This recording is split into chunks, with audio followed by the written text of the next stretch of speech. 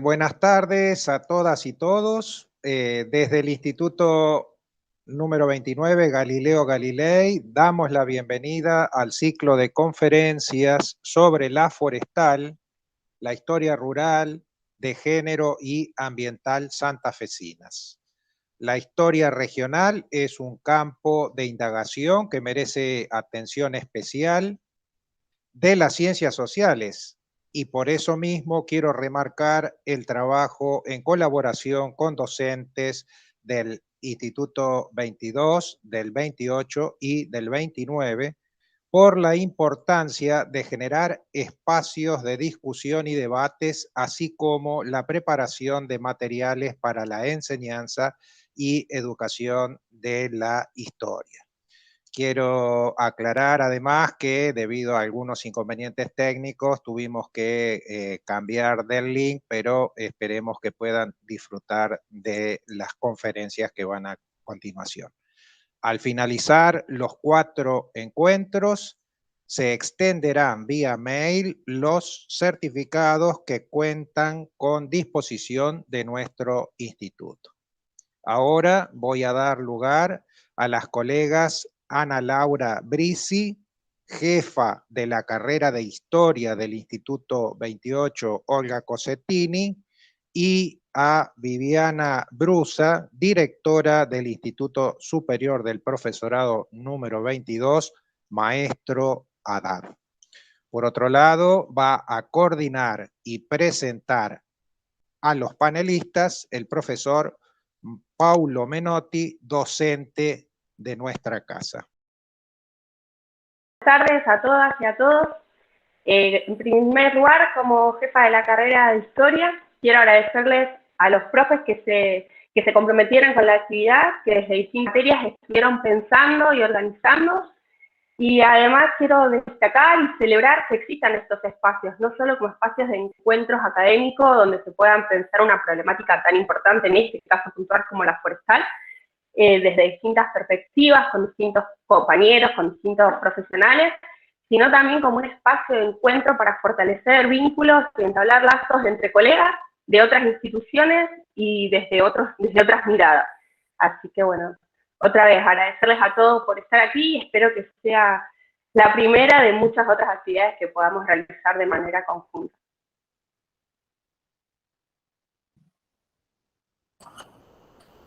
Buenas tardes, tal como decía Ana Laura, desde el Instituto 22 de Fray Luis Beltrán, celebramos también estas instancias de participación y de trabajo colaborativo entre institutos, y más en relación a estos temas que nos atraviesan y nos interpelan, porque a pesar de que pasaron 100 años, aún seguimos poniendo en debate temas como lucha de poderes, opresión,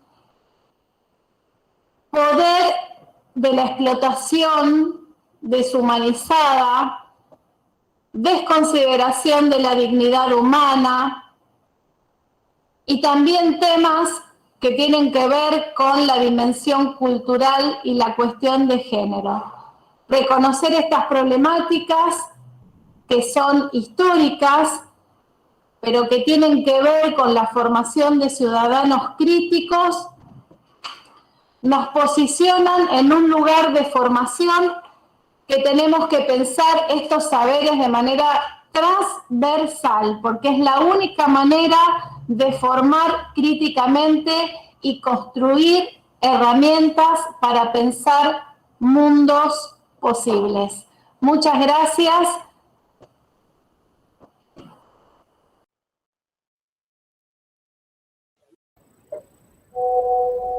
Bueno, me dan paso a mí, entonces, no sé si quiero...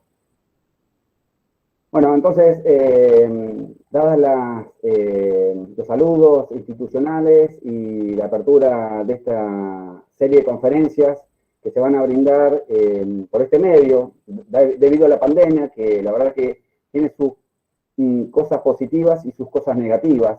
Entre sus cosas negativas es que no nos podemos ver, que no nos podemos juntar a comer o a tomar un cafecito, pero ni a charlar un ratito. Pero de las cosas positivas tenemos que decir que ya superamos los 180 inscriptos. Tenemos gente de Entre Ríos, Buenos Aires, La Pampa y por supuesto de todo Santa Fe. Estamos hablando de todo Santa Fe porque esta actividad lo que tiene de interesante también es que incluye el sur y que por primera vez nos damos un poquito la mano con los profes, con los institutos del norte de la provincia. La mesa del día es una mesa que tiene excelentes expositores y que apunta principalmente al conflicto histórico de la forestal, pero también trata de hacer un devenir histórico a lo largo del siglo XX. Se trata, le pusimos de nombre las luchas en la forestal hasta el presente, y se inician con Alejandro Jasinski, que bueno, me voy a tomar el atrevimiento de saludarlo, porque hoy se recibió el doctor, justamente por este tema. Me tomo un traguito. Y, bueno, Alejandro Jasinski es una persona que se ha venido especializando en este tema. Doctor, justamente hoy, licenciado y profesor en Historia de la UBA, es becario del CONICET, también periodista, se especializa en el conflicto entre obreros y la empresa de la forestal. Su libro Revuelta y Masacre en la Forestal renovó en 2012 el estudio del caso, que en general había sido objeto de estudio del periodismo y de la militancia izquierda. Desde entonces se convirtió en un impulsor de actividades relacionadas con el tema y un divulgador clave para esta temática. Bueno, claramente Alejandro se va a ocupar del conflicto clásico, o sea, lo que sucedió entre 1918 y 1921. Después de él va a estar, es el turno de Pablo Volkin, también un docente, investigador de la Universidad de Buenos Aires, profesor de Historia Argentina Contemporánea en la Facultad de Filosofía y Letras, en la carrera de Historia y en el profesorado Joaquín B. González. Es especialista en historia del trabajo rural y en la figura de los obreros rurales en la pampa agrícola, de finales del siglo XIX y principios del siglo XX. Su aporte tiene que ver con mirar un poco la figura de los obreros rurales de la forestal, pero también mirar un poco más hacia el sur o hacia otros espacios, las otras figuras de otros obreros rurales. Lo sigue Andrea Dovato, es profesor y licenciado en Historia con un importante recorrido académico y prefiere en este momento también andar por recorridos no académicos porque su interés es el rescate por lo regional y, según lo que me contaba hoy, para intentar sacudir un poco la perspectiva hegemónica. Se especializa en la historia de las ligas agrarias del norte santafesino, de mediados del siglo pasado en adelante. Y su mirada propone un análisis de otros sujetos sociales, además de los obreros rurales, existentes en el territorio con una mirada atenta a lo sucedido en las dictaduras. Y por último, también va a formar parte de este panel Luciano Sánchez, que es licenciado en Ciencias Sociales e Historia y profesor de Historia, diplomado en Organizaciones de Sociedad Civil y maestrando en Historia. Es director y redactor de la revista Añamembuy y de la página web tesiahistoria.com.ar. Es docente en el Instituto 911 de Reconquista, el profesorado de Historia, y claramente es un impulsor de actividades sobre la forestal, ha escrito libros, guiones documentales, y también se mete en la parte del periodismo para darle difusión a todos estos temas. Hechas las presentaciones de los expositores, me gustaría hacer algunos comentarios para organizar un poquito la reunión. Antes que nada veo que todos ya lo hicieron, ya nos estamos acostumbrando, pero mantener apagado el micrófono para que no haga acople. Nosotros lamentamos porque pensábamos que íbamos a poder transmitirlo por nuestro propio canal de YouTube, como dijo Jorge recién, y tuvimos inconvenientes y no lo pudimos hacer. Pero esta actividad está siendo grabada y la vamos a transmitir por nuestro canal de YouTube. Ahí vamos a escribir la dirección para que se vayan suscribiendo y que puedan verlo. La persona que lo quiera ver nuevamente está invitado, y los que no pueden en este momento verlo de manera repetida. Así que bueno, haciendo este breve comienzo, le doy la palabra a Alejandro Jasinski, que es la persona mucho más autorizada que yo para contar qué es lo que pasó hace 100 años en el norte santafesino, en eso que se conoció como los territorios de la empresa La Forestal. Buenas tardes, ¿cómo andan? ¿Se escucha bien? Sí, bárbaro. Bueno, en primer lugar, muchísimas gracias por la presentación, por la invitación a las autoridades del instituto, bueno, a Paulo especialmente, y a todos y a todas los presentes. Acá, nada, muchos y muchas conocidas, así que es un gustazo estar acá. Pablo dice así que uno tiene años de estudio en este tema, pero así como Pablo y Luciano también, y son tantos de los responsables de la tesis que defendí hoy, ¿no? De que haya sido, digamos, nutrida con un montón de documentación que fueron compartiendo. En este caso, Pablo lo sabe bien. Así que bueno, agradecimiento por el brindis, y lo hago extensivo también a ellos, ¿no? Me voy a referir al ciclo de rebelión que tuvo lugar en la Forestal hace un siglo. Voy a comentar en primer lugar cómo se formó el norte de Santa Fe en cuanto al desarrollo que tuvo la Forestal en ese territorio, y después voy a hacer una pequeña referencia a lo que fue el ciclo de 1918-1921, pero con una mirada más global, de distintos conflictos que sucedieron en ese contexto. En primer lugar, tenemos que saber que, a ver, yo pienso la historia de la Forestal en algún punto como en 3 temporadas. La primera temporada, la de su origen, desde sus orígenes hasta 1918-1921. Ale, mil disculpas que te corte, se escucha un poquito cortado. Tal vez me imagino que deben ser los auriculares.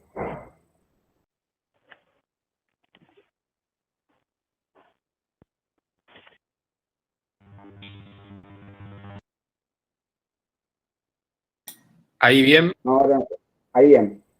Por ahí se escucha algún Perfecto. ruido de fondo, pero bueno.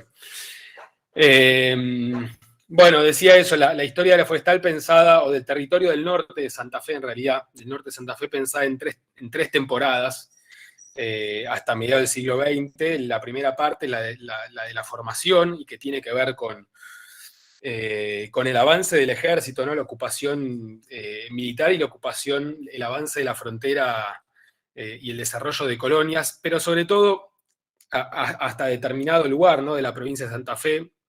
Y después el avance del latifundio, ¿no? El negocio con las tierras y el enorme poderío territorial que adquirieron ciertas empresas, sobre todo en la zona del Chaco santafesino.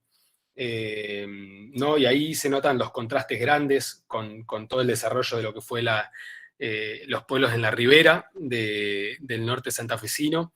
Pero bueno, todo el proceso que fue de conquista y ocupación militar y civil de los territorios tradicionalmente ocupados por los pueblos originarios, todo ese periodo, digamos, de alguna manera se desarrolla hasta comienzos del siglo XX, hasta fines del siglo XIX y comienzos del siglo XX. Y ahí nace la industria del extracto de quebracho. Y esa industria del extracto de quebracho, que se desarrolla desde el norte de Santa Fe, que tiene su epicentro en el norte de Santa Fe y que también tiene su expansión hacia Chaco, hacia Formosa y hacia digamos, todo el Chaco salteño, incluso con algunas, por la extensión de los bosques, ¿no? Ahí encontramos la ocupación, digamos,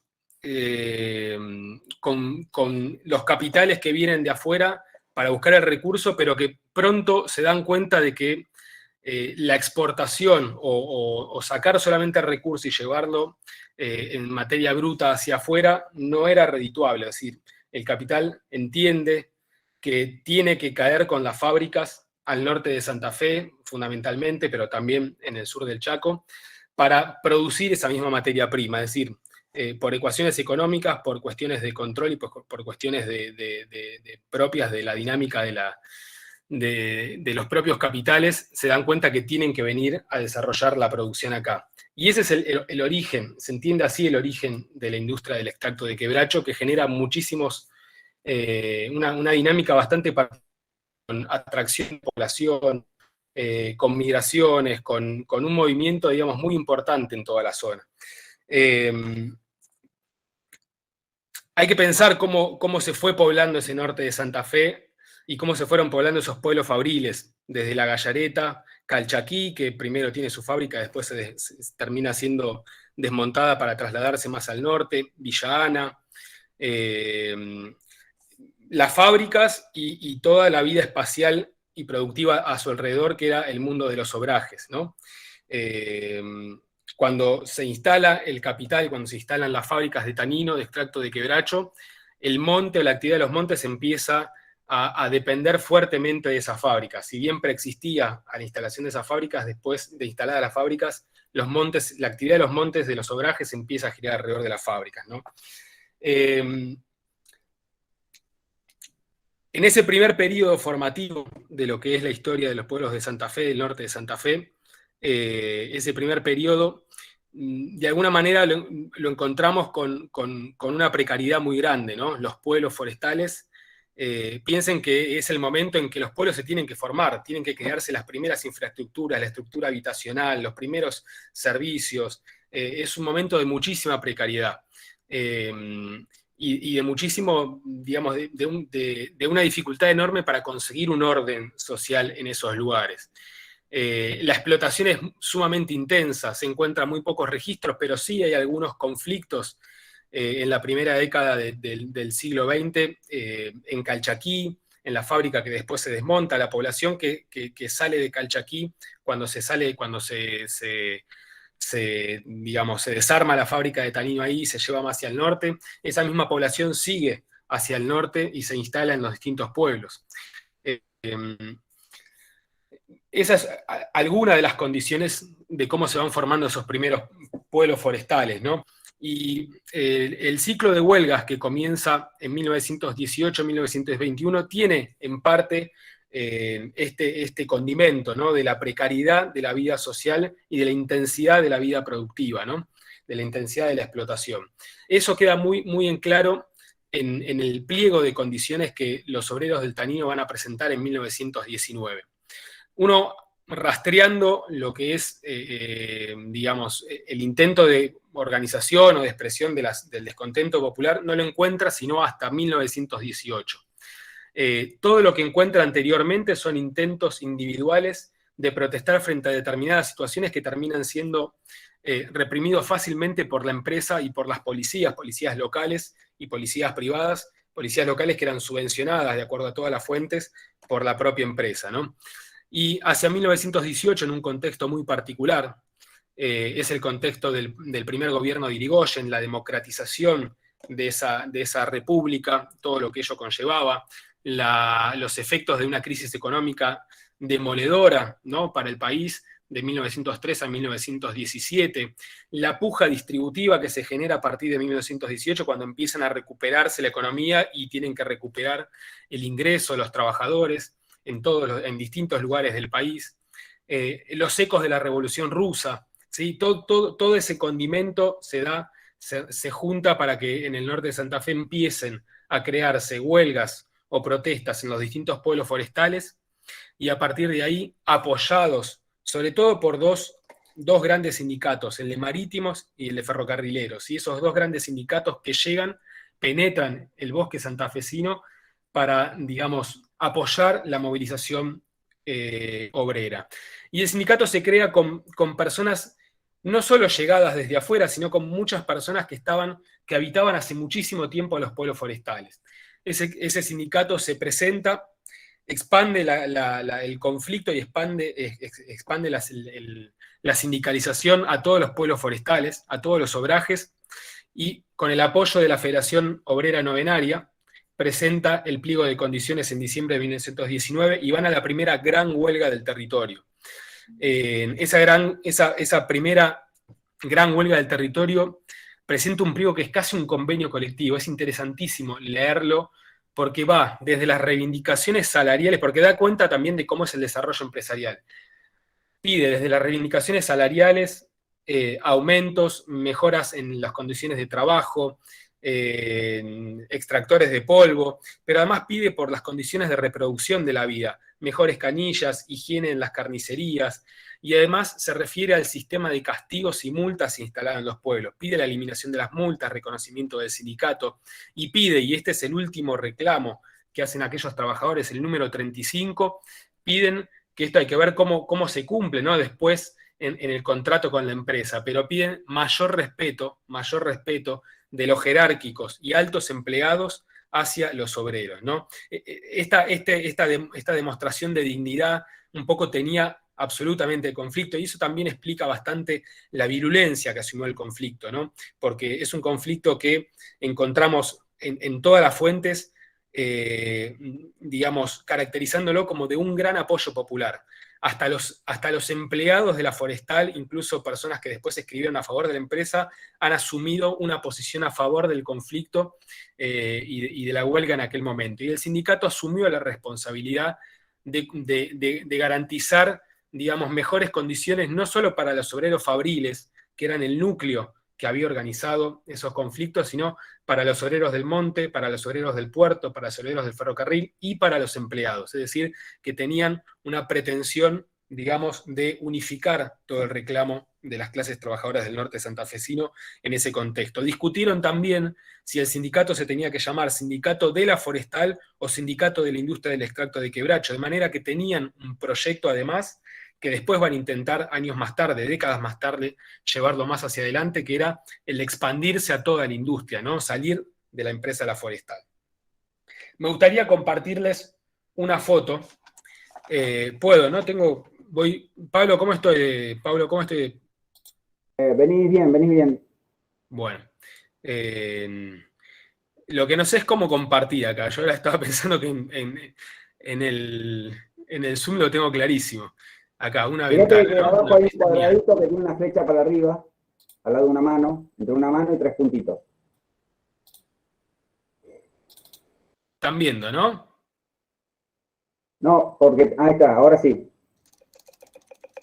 Bueno, esta foto tiene una historia, es interesantísima. En primer lugar, porque la primera versión de esta foto que obtuvimos, que nos la alcanza el nieto de un huelguista, no tenía inscripciones, entonces no conocíamos la fecha. Sabíamos que era alrededor de 1919 por otras fotos que tenía guardadas este nieto de un dirigente que es el que está levantando la mano con un revólver en la mano, ¿no? Que es un dirigente anarquista, Liborio Méndez, que firmaba los pliegos y las cartas y era perseguido en aquel momento. Y después entendimos que esta foto era de noviembre de 1920.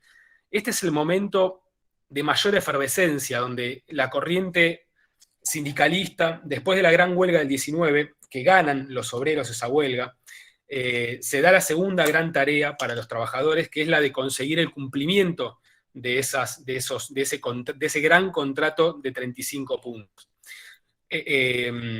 Logran bastante, logran los turnos, la jornada de 8 horas y los 3 turnos, logran un aumento salarial, pero hay otras condiciones que no logran. La reincorporación de trabajadores despedidos, la demanda inmediata de construir de las condiciones de trabajo, de extractores de polvo, mejores condiciones de salubridad, todo eso lleva tiempo. Entonces, la gran tarea que tenían los trabajadores con posterioridad al triunfo en la huelga era conseguir el cumplimiento de esos contratos. Y este es el momento, porque la empresa cumple, pero de inmediato se da la tarea de desconocer el contrato, ¿no? Y pasar a la contraofensiva. Lo hace con 2 herramientas, creando la Gendarmería Volante, que en realidad al principio solicita al Ministerio de Guerra, la empresa solicita al Ministerio de Guerra el envío de un regimiento militar, ¿no? De línea, para el cual había construido un galpón. Como el Ministerio de Guerra le dice que no, por distintas razones, la empresa lo que hace es enseguida conseguir que el gobierno de Mosca firme un decreto creando una policía militarizada, una gendarmería volante, que era una experiencia bastante cercana a lo que se estaba dando en el Chaco, de esas policías fronterizas, y que después van a seguir ensayando. La característica particular y muy distintiva de esta fuerza era que se financiaba enteramente por la compañía. La compañía financió hasta la última montura y hasta la última bala de una gendarmería que quiso tener a sus órdenes. Y esto es muy interesante, porque más allá de esta foto, que es muy sintomática de un momento de rebelión, ¿no? La alegría de la rebelión, los violines, las guitarras y la exhibición de armas. Esto demuestra claramente una exhibición de fuerza que, como les decía, frente al fracaso de la estrategia sindicalista, porque la empresa estaba empeñada en no cumplir con los contratos. ¿Me están viendo ahora? No, tengo que dejar de compartir. Ahí está. Frente al fracaso o a la dificultad de la estrategia sindicalista, lo que empieza a crecer es la estrategia anarquista. La corriente anarquista empieza a cuestionar el camino que se había seguido hasta entonces y empieza a reclamar unas medidas de acción más directas. Empieza a reclamar ir a la huelga, cuando en realidad también había otro problema extra, que era que no había condiciones tan sencillas como las que había habido un año antes para ir a la huelga, porque la empresa estaba creando las condiciones para empezar con la práctica del lockout, que esto hoy lo hablábamos con Silvia Simonazzi. La práctica del lockout va a ser muy recurrente en las décadas posteriores. La empresa tiene la capacidad para sobreproducir y parar las fábricas en todo momento, y de esa manera someter al trabajador cuando está protestando. Hay un informe. A ver, los trabajadores, en ese contexto de 1920, de la foto que vimos, los trabajadores, algunos deciden ir a la huelga, otros no. Se produce esta gran tensión. Ese momento que vemos es el momento de las asambleas que se están produciendo en Vera y en otros lugares, la disputa por las lealtades de los trabajadores entre los anarquistas y los sindicalistas. Y finalmente la empresa, como la huelga no se declara, lo que hace es cerrar las fábricas directamente. Las empieza a cerrar una por una, y de esa manera se crea un gran caos social, con la gendarmería volante ya presente y creando una situación bastante anómala, ¿no? Que era la provocación a todos los sectores. Lo interesante de esos momentos es que las policías locales, los empleados, hasta el cronista de La Nación se quejaban de las brutalidades de esta gendarmería volante, ¿no? Y frente a esa situación empieza la corrida a los montes, ¿no? El escapar a los montes, tanto de los trabajadores que ya no tenían la posibilidad de estar de sustento y que estaban tratando de escapar a esas provocaciones permanentes. Estamos hablando de torturas, de vejaciones de todo tipo, ¿no? Contra los que eran señalados por la empresa como los organizadores o los promotores de las últimas huelgas. Entonces, frente a eso, empieza a haber crónicas que hablan de los centenares de trabajadores que están en los montes dando vueltas de un lado a otro, buscando qué comer, armándose, y frente a esa situación se da lo que llamé la revuelta obrera del 29 de enero de 1921, que fue un intento desesperado de avanzar sobre los pueblos forestales sin conocer hasta el momento, cuando hice la tesis y el libro, no conocíamos la voz de esos trabajadores. Lo único que conocíamos era una voz mediada por la prensa y por una situación de conflicto judicial donde los trabajadores eran denunciados por sedición, de manera que ellos no se podían reconocer ni como huelguistas ni como instigadores de una situación que los tenía claramente en el banquillo de los acusados. Ahora, recientemente David Cuarín encontró un documento que es el informe del jefe de policía, José Cervera, de la provincia, y ese documento es interesantísimo porque José Cervera llega después cuando se produce la rebelión. Obviamente la gendarmería volante repele el ataque y después va a la casa del obrero, ¿no? Y las denuncias son brutales. Belisario Salvadores, en la legislatura de la provincia, denuncia todo tipo de torturas, violaciones, asesinatos, ¿no? Y frente a esa situación, José Cervera llega y en un informe que le envía, que lo produce directamente para Mosca, ¿no?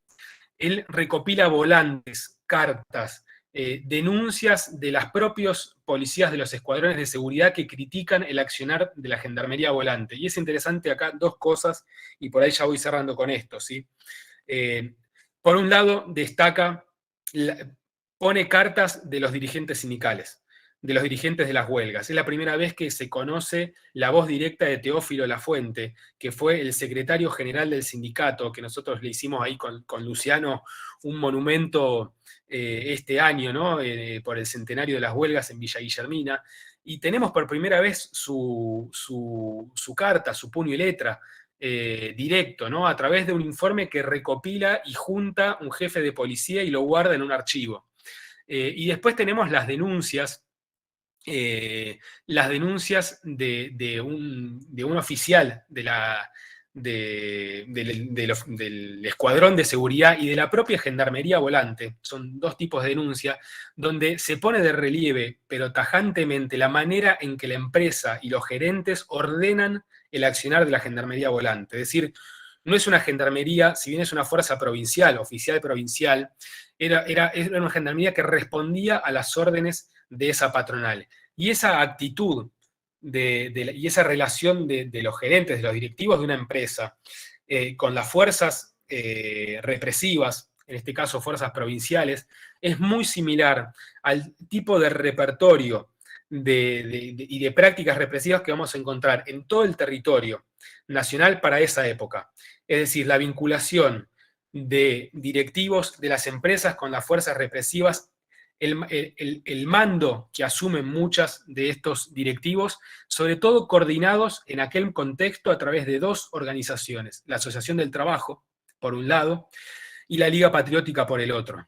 No me voy a explayar ahora, no lo puedo hacer, pero pensar en esta dinámica es interesantísimo, sobre todo para pensar cómo fue el accionar 50 años después, en plena dictadura y en pleno proceso de organización nacional, terrorismo de Estado, de cómo fue el accionar de las empresas y la combinación de prácticas represivas con las Fuerzas Armadas, ¿no?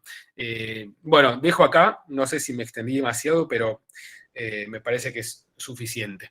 Les agradezco la atención y cualquier cosa seguimos comentando después. Te agradezco mucho, Alejandro. Bueno, te dejamos un poquito más porque, bueno, ahí te lo mereces por haber obtenido el título. Y aparte, bueno, porque... Un privilegio, Pablo, por favor. Es interesantísimo. Bueno, antes de darle paso a Pablo Volkin, quisiera comentarles, ahí preguntaron que cómo es la forma de anotar la asistencia. Bueno, eso ya lo anotamos nosotros. Ya lo fuimos anotando. Y por otro lado, quisiera decirles que las preguntas que quieran hacerle a los expositores las vamos haciendo en el chat. Después se las formulamos todas juntas al final de las exposiciones. Así que bueno, le doy paso a Pablo Volkin. Muchas gracias. Bueno, ¿se escucha? ¿Se escucha bien? ¿Sí? Bueno, buenas noches a todos, a todas. Muchísimas gracias por la invitación, a las autoridades de los Institutos Superiores de Profesorado, a Pablo en particular, bueno, que me convocó. Entiendo que acá voy a acompañar un poco a Alejandro, o sea, digamos, teniendo como centro el conflicto de la forestal, al cual no me voy a referir, justamente porque está Alejandro. La idea me parece que es entender o incorporar que ese tremendo conflicto que se despliega en la forestal se inscribe en un ciclo de protesta bastante amplio, al cual refería Alejandro, entre el 17-18 y el 22, en donde los obreros rurales pampeanos tuvieron un protagonismo muy importante en decenas de localidades santafesinas, entrerrianas, bonaerenses, pampeanas y cordobesas. Y tuvieron un papel fundamental porque tenían un papel fundamental en la economía de la época, en esa Argentina agroexportadora. Y por eso a veces resulta llamativo que sean abordados, o lo hemos abordado como actores de reparto, ¿no? En general, y esto es comprensible, el estudio de los inicios y los desarrollos del movimiento obrero entre fines del siglo XIX y principios del XX ha tenido en general un foco de atención en su desarrollo urbano. Y está claro que para 1914 ya era más importante, o sea, cuantitativamente hablando, la población urbana que la rural en nuestro país, pero al mismo tiempo, si pensamos que estamos en una Argentina agroexportadora, el papel que tuvieron esos obreros y obreras agrícolas de la región que podría denominar pampeana, entendemos que son fundamentales. ¿Y para qué los contrataban a esos obreros y obreras? En principio, eran muy pocos los que se requerían para las tareas de siembra. Quizás ustedes conocen por experiencias propias de familiares, amigos, etcétera, en donde en esas chacras que rondaban entre los 150 y los 300 hectáreas en promedio, un núcleo familiar podía realizar las tareas de siembra, el cuidado de los cultivos, pero la gran mayoría de los y las trabajadoras se contrataban a la hora de la cosecha. Y cuando estamos hablando de muchos trabajadores y trabajadoras, estamos hablando de entre 200.000 y 300.000 personas que se desplazaban hacia los campos para levantar el trigo, el lino y el maíz, cada uno con sus características, ¿no? En algunos casos, contratados directamente por los titulares de las explotaciones, o sea, los chacareros, las chacareras, que contrataban adentro de las explotaciones para cosechar el trigo y el lino, por ejemplo. También el maíz, que era una cosecha que se hacía a mano.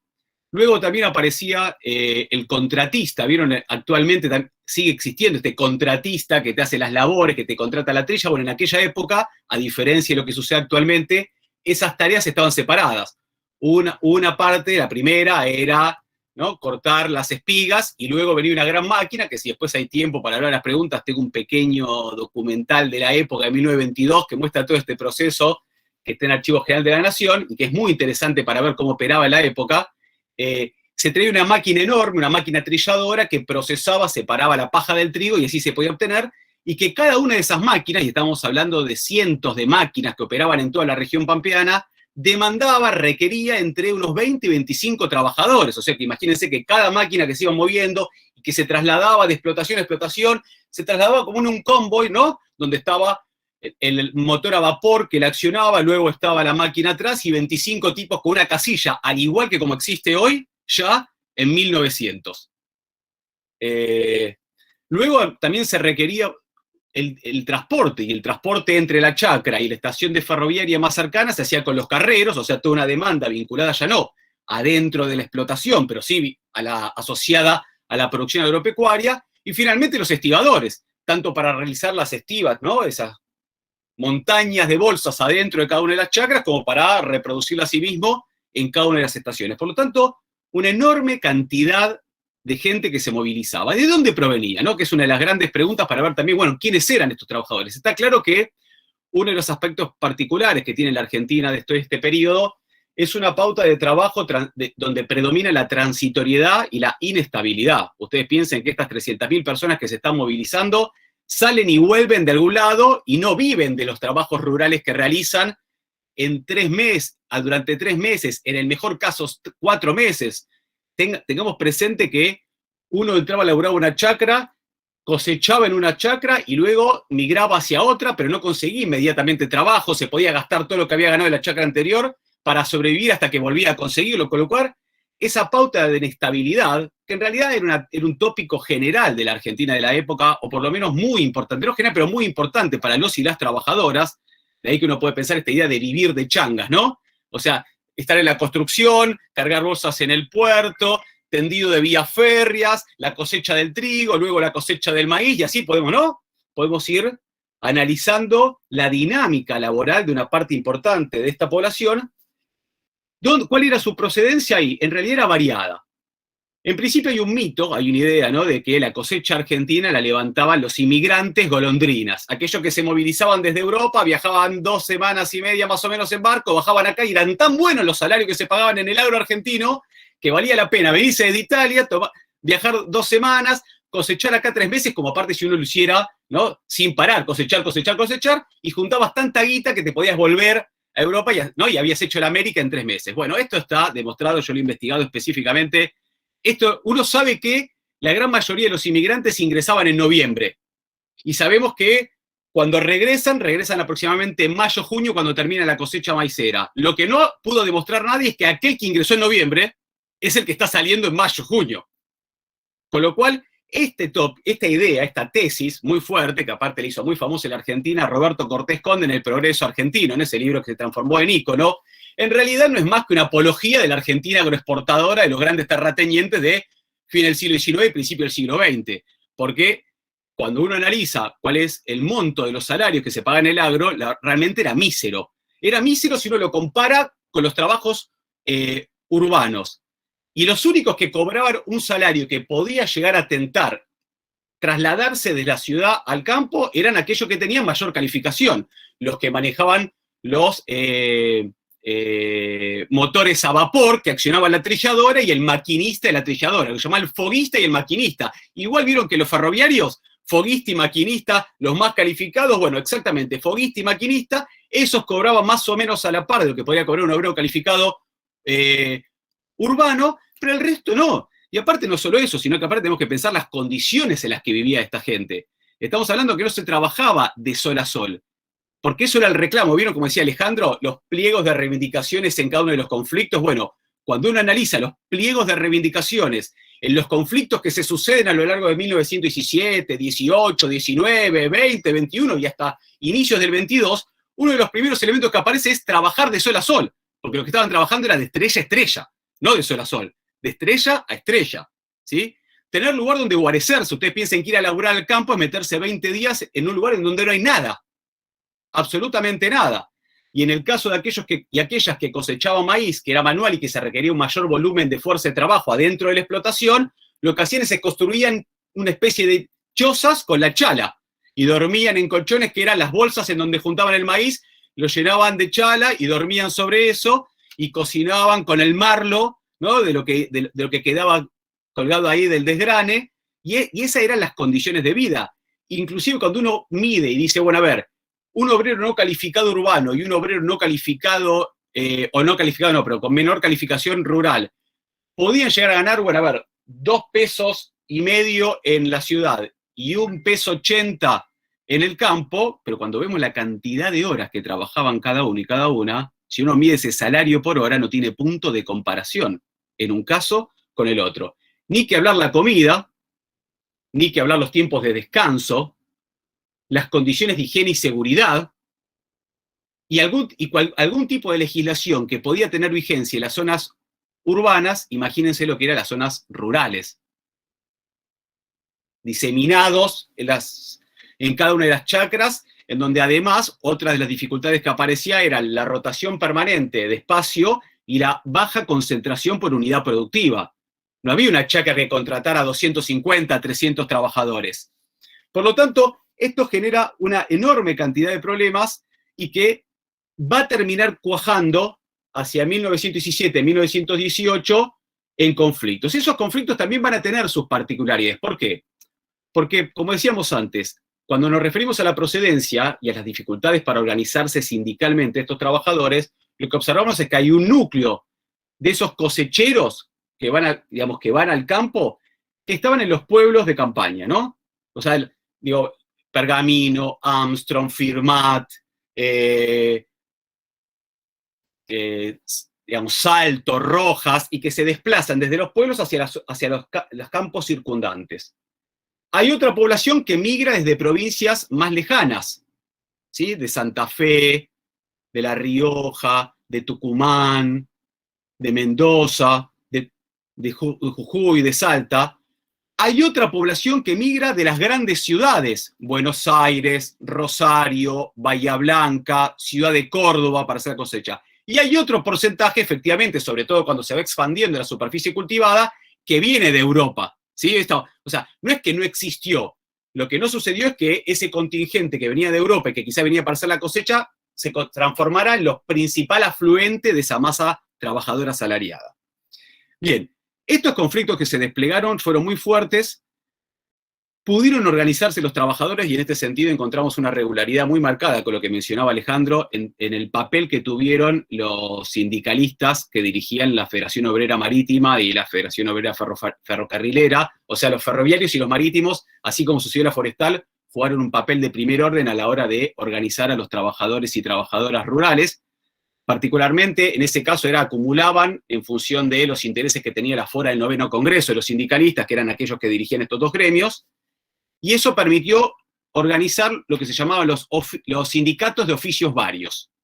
Cada uno de estos pueblos iba organizando los sindicatos de oficios varios que en general revitalizaban su dinámica al momento de la cosecha. Y cuando la cosecha terminaba, solían desilvanarse. Por eso una de las grandes tareas, y cuando uno revisa las fuentes, uno de los reclamos permanentes es intentar sostener una mínima estructura sindical que no requiera todos los años volver a rearmar el gremio. Y en ese sentido, uno puede analizar los pliegos de reivindicaciones que aparecían y qué diferencias podían establecerse, porque los sindicalistas revolucionarios no fueron los únicos que intentaron organizar juntamente a los trabajadores rurales, sino que también ahí tuvieron un peso importante los socialistas, pero sobre todo la corriente anarquista. La corriente anarquista, según algunas interpretaciones, fue la que más peso tuvo y la que mayor influencia alcanzó entre los obreros y los trabajadores rurales. Yo considero que en realidad eso es por algunas zonas, particularmente en el sur de Santa Fe los anarquistas tuvieron mucha fuerza, y por ejemplo en Córdoba y en el norte y sur de la provincia de Buenos Aires los sindicalistas revolucionarios, pero que en realidad cuando uno analiza los pliegos de reivindicaciones de los gremios organizados por una corriente o los gremios organizados por la otra, no encuentra grandes diferencias. Ni en los pliegos de reivindicaciones, ni en la reacción patronal. Particularmente durante el gobierno de Irigoyen, que, digamos, gobierno en el cual se despliega toda esta conflictividad que estamos analizando, en los conflictos en donde intervienen los sindicalistas revolucionarios y donde las autoridades locales son de orientación radical, existieron mejores condiciones para la negociación, ¿no?, y la resolución de los conflictos. No así sucedió en el caso de los anarquistas. Pero a la hora de la represión, sobre todo a partir del 19, con la creación de la Liga Patriótica y el accionar también de la Asociación Nacional del Trabajo, había palo para los anarquistas y había palo para los sindicalistas. Había prisión para los anarquistas y había prisión para los sindicalistas. Y en este sentido no advertimos muchas diferencias. Si ustedes quieren el punto más, digamos, que uno podría enfatizar, más allá de la negociación en términos de las autoridades radicales, tiene que ver con la caracterización que hacían una y otra corriente de los chacareros. Si bien de los terratenientes los tenían ambos en el blanco, las empresas ferroviarias, los almaceneros de ramos generales principales de cada una de las localidades, el pequeño y mediano productor agropecuario para los sindicalistas no era el enemigo principal, y de ahí que tendieron a cierta confluencia que se terminó de materializar en un pacto que firmaron entre la Federación Agraria Argentina y la Fora del Noveno Congreso en la localidad de San Pedro, mientras que los anarquistas tenían una frase, digamos, como consigna, era guerra a muerte al chacarero, o sea, establecían fundamentalmente con esa otra clase social una contradicción irreconciliable. Bien, en ese decurso, jalonado por la creciente represión parapolicial y paraestatal, pero también la estatal, porque también operó ahí las policías locales y la gendarmería, un ciclo que tuvo su pico para 1919-1920, que incluyó quemar las parvas que había en algunos campos, ¿no?, y lograr enormes reivindicaciones y alcanzar el pico de la época en cuanto a sindicalización de los obreros agrícolas pampeanos, se fue diluyendo, y hacia el 22, como en general sucedió también en los ámbitos urbanos, nada, quedó bastante deshilachado. Intenté ser lo más breve posible, Pablo, no sé si me fui al demonio con el tiempo. No, bastante bien. O sea, los 10 minutos no, es imposible. Lo que pasa es que, bueno, es mucho y muy interesante lo que hay para escuchar y para decir ustedes, ¿no? Sí, la verdad que intentaste comprimir un montón de cosas que son libros y libros. Y a mí me gustaría hacer un agregado, es que cuando se produce la represión en la forestal, entre el año 20 y 21, y posteriormente se produce un lockout, donde la forestal expulsa a todos los habitantes de ese territorio, no sé, Cacique a lo mejor me va a corregir, mucha de esa gente fue a parar a otras zonas rurales, también del sur de la provincia de Santa Fe, del norte de Buenos Aires y de otras provincias, o tal vez se volvieron a otras regiones del norte. Pero bueno, eso también, como para conectar también un poco los dos. Y aparte porque las formas de trabajo y de vida eran bastante similares, tanto la gente que trabajaba en la forestal como la gente que trabajaba en las tareas rurales, por lo menos hasta mediados del siglo pasado. Y en ese sentido, me gustaría darle paso, no la estoy viendo acá, pero a mediados del siglo la maquinización también fue expulsando a esos obreros rurales, y las luchas, sin embargo, no se acabaron, sino que se fueron fueron cambiando un poco los actores, y Andrea Dovato nos iba a hablar sobre las luchas de las ligas campesinas. Se le había cortado o algo de eso. Ella va a hablar un poco de las ligas agrarias de mediados del siglo XX en adelante. Bueno, te doy paso, Andrea, para que vos expongas. Buenas noches a todos, a todas. Debo confesar que estoy un poco amedrentada por la audiencia y también por los expositores, ya que mi recorrido no tiene esa trayectoria académica tan importante. Así que bueno, agradezco muchísimo esta invitación y bueno, disculpe si por ahí mi aporte no está a la altura de los otros expositores. En realidad, como le explicaba hoy a Pablo, mi trabajo, yo fui largamente profesora, que esa fue mi tarea fundamental. La investigación vino como añadidura de los recorridos, de las trayectorias académicas, pero también de la pasión por recuperar la historia regional, de un posicionamiento político en el sentido de que, digamos, recuperar las voces de la región, que mayormente suelen estar ignoradas, ¿no es cierto?, por las historias hegemónicas que tienen que ver con la centralidad de los porteños o también de la centralidad al interior de la provincia de Santa Fe, centro-sur, y bueno, parece que somos sujetos ahistóricos cuando en realidad la densidad historiográfica de la región y de todas las regiones son tan densas, tan ricas y no siempre van, digamos, con la misma marcha o al mismo ritmo o con el mismo sentido que las historias generales en los que aparentemente se nos pretende incluir. Así que bueno, yo no sé si voy a intentarlo porque tengo un pequeño power, pero a lo mejor ni lo puedo, porque como me desconecté, a lo mejor ya no lo voy a poder tomar. Así que bueno, porque voy a intentar hacerlo igual, vamos a ver si puedo, pero, y si no, no importa, no hay problema, total, es una pequeña exposición, ¿no es cierto? Es a ver si lo puedo hacer, ¿eh?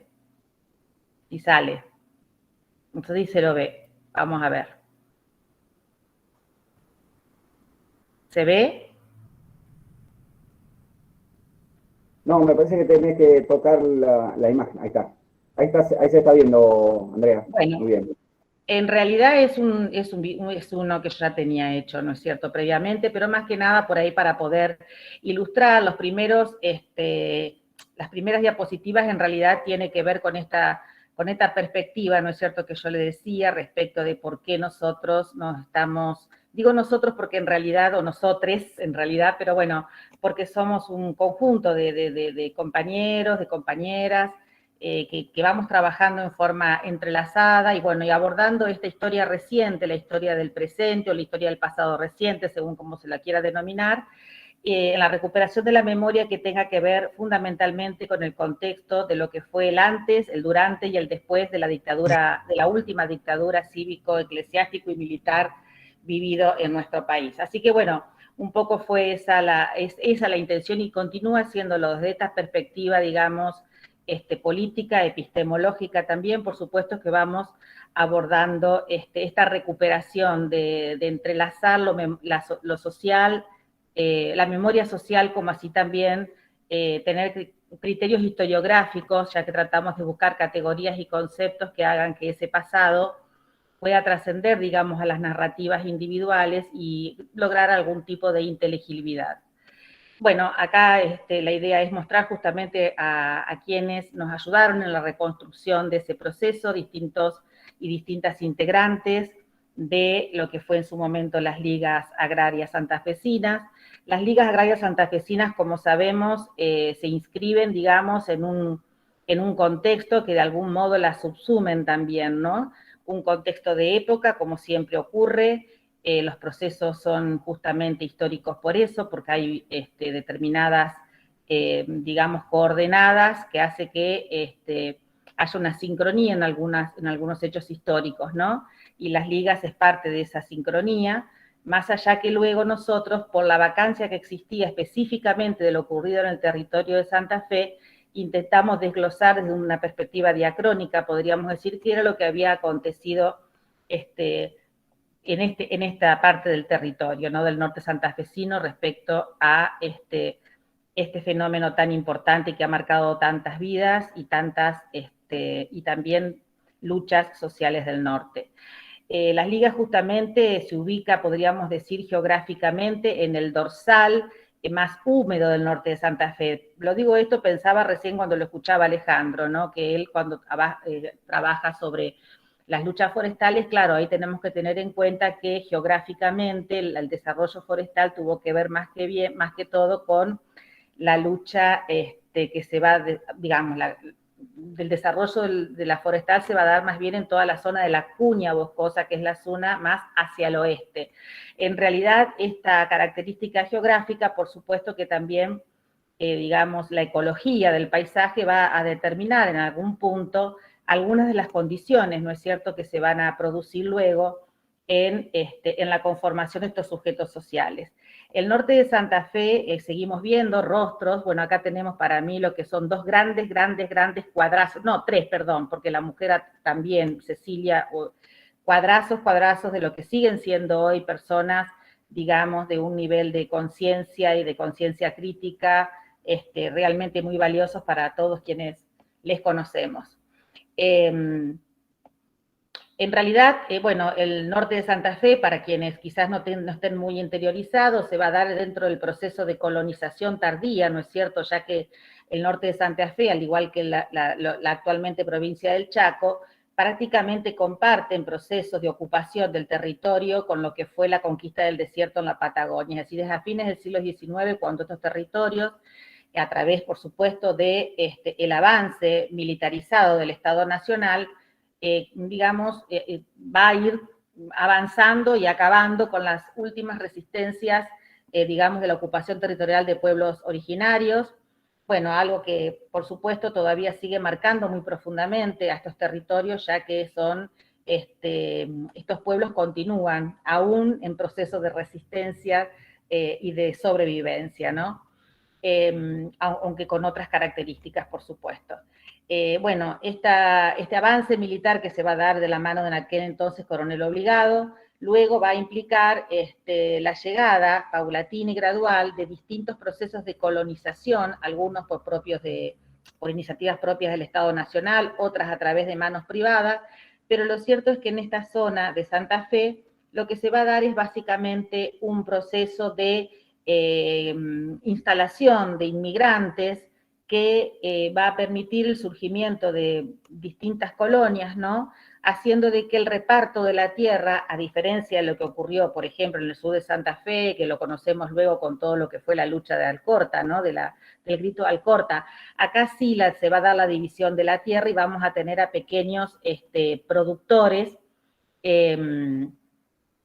que van a los cuales, aparte de darle un solar en las pequeñas urbes o ciudades que estaban surgiendo, en ese momento no eran, por supuesto, ciudades, se les va a dar una X cantidad de tierra que va a más o menos estar entre los 40 y 60 o 90 hectáreas, algunos pudieron tener un poco más.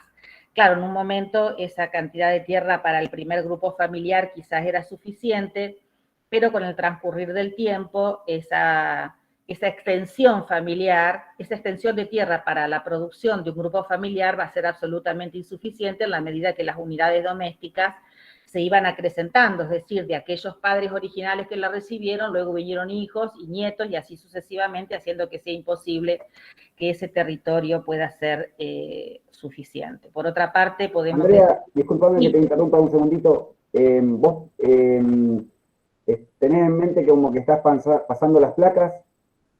Sí. ¿O la dejaste ahí nada más?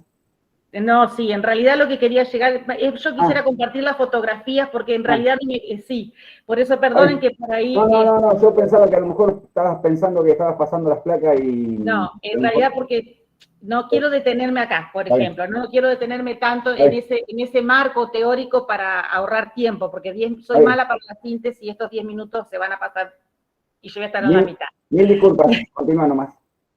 En realidad, bueno, no, lo que decía recién es que justamente este límite paisajístico que hoy les mencionaba, esta franja dorsal, también va a ser un elemento, digamos, que va a incidir profundamente en la imposibilidad de la extensión de estas pequeñas producciones que ya cuando nosotros, digamos, comenzamos a ocuparnos del estudio, ¿no? Que ya es pasada más de la mitad del siglo XX, quizás década del 50, década del 60 en adelante, aunque las ligas van a surgir a fines de los 60, comienzo del 70, pero sí ya tenemos este proceso de, digamos, conformación del sujeto social liguista, que es un sujeto que me parece bien poder caracterizarlo en el sentido de que no es un campesino, es un pequeño o mediano propietario que a lo largo de estos 40 años de producción y de trabajo ha logrado en realidad algún mínimo de producción que pueda,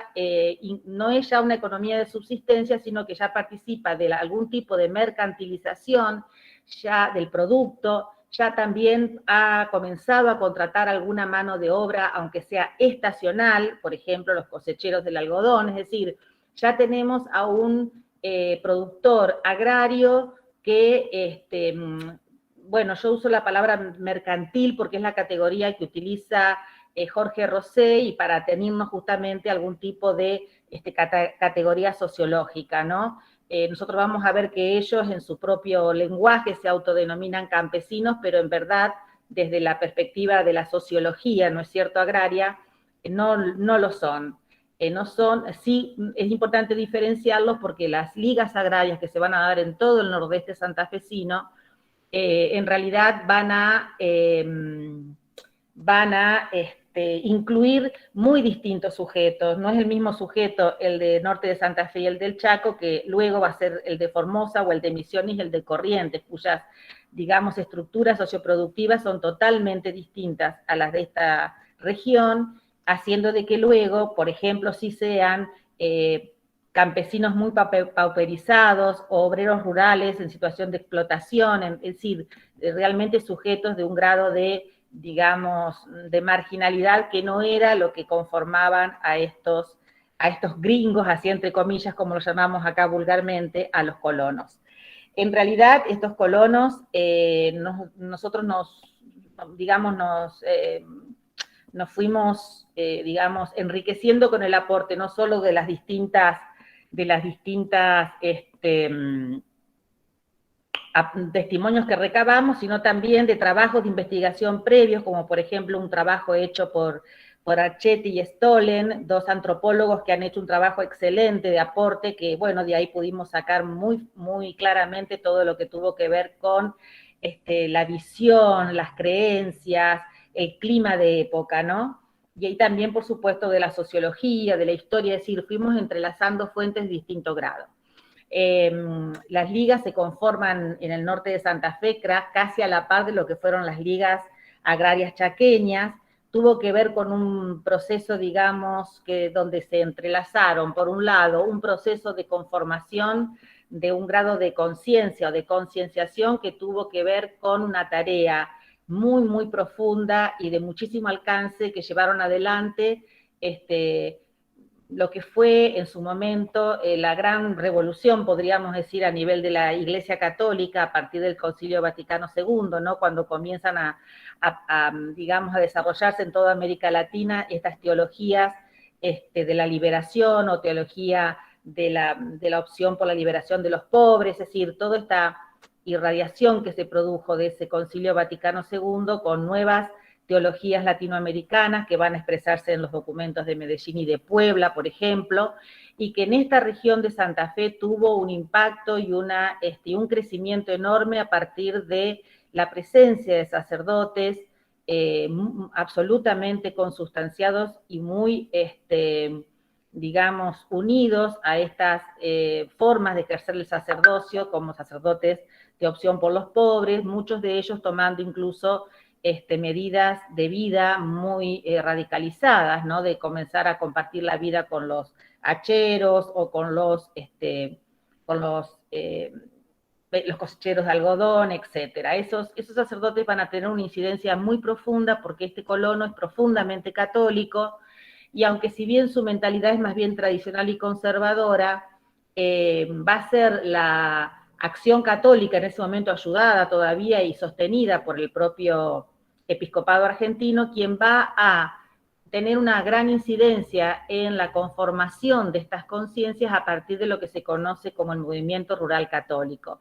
Realmente era un proceso, digamos, de pilaridad sanguínea, podríamos decir, porque alcanzaba a todos los territorios del norte de Santa Fe. La capilla, la parroquia era una institución clave dentro de estas comunidades rurales, y fue desde allí donde este acercamiento y esta presencia tan fuerte de la Iglesia Católica produjo realmente un impacto enorme en las conciencias de estos chacareros, que ese sería el nombre que le damos a este sujeto liguista, el chacarero, o farmer, que también lo llaman, comparándolo con el colono norteamericano.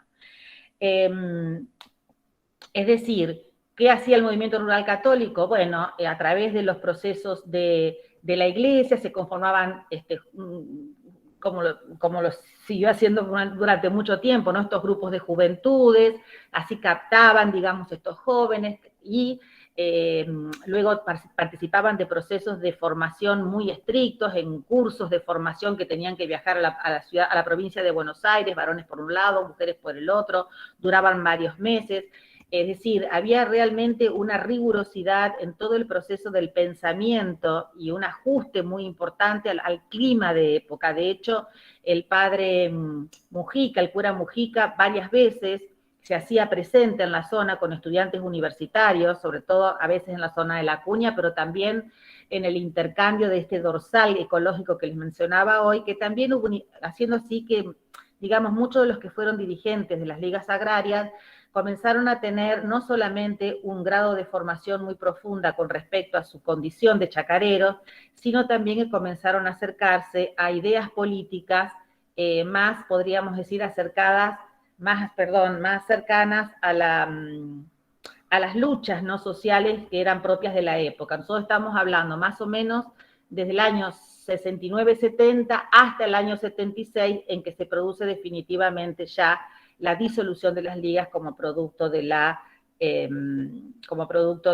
persecuciones. Bueno, ahora hablando concretamente un poquito de las ligas, podemos decir de acá, en la zona norte, el hito fundacional, podríamos decir, de las ligas se da a fines del año 71, cuando aparece un impuesto de grandísimo valor por el asfalto de la Ruta 11, eso va a producir, digamos, fue como podríamos decir la llamita que encendió lo que ya estaba listo para encenderse, porque ahí comenzaron las primeras manifestaciones de protestas y de reuniones que de algún modo van a ir amalgamando y van a ir aglutinando todo este estado previo que ya existía, porque también la situación económica, de hecho venían dando déficit las últimas producciones, y del algodón por problemas con los precios fundamentalmente, con lo cual, bueno, este pequeño incidente, podríamos llamar, va a ser lo que va a dar origen a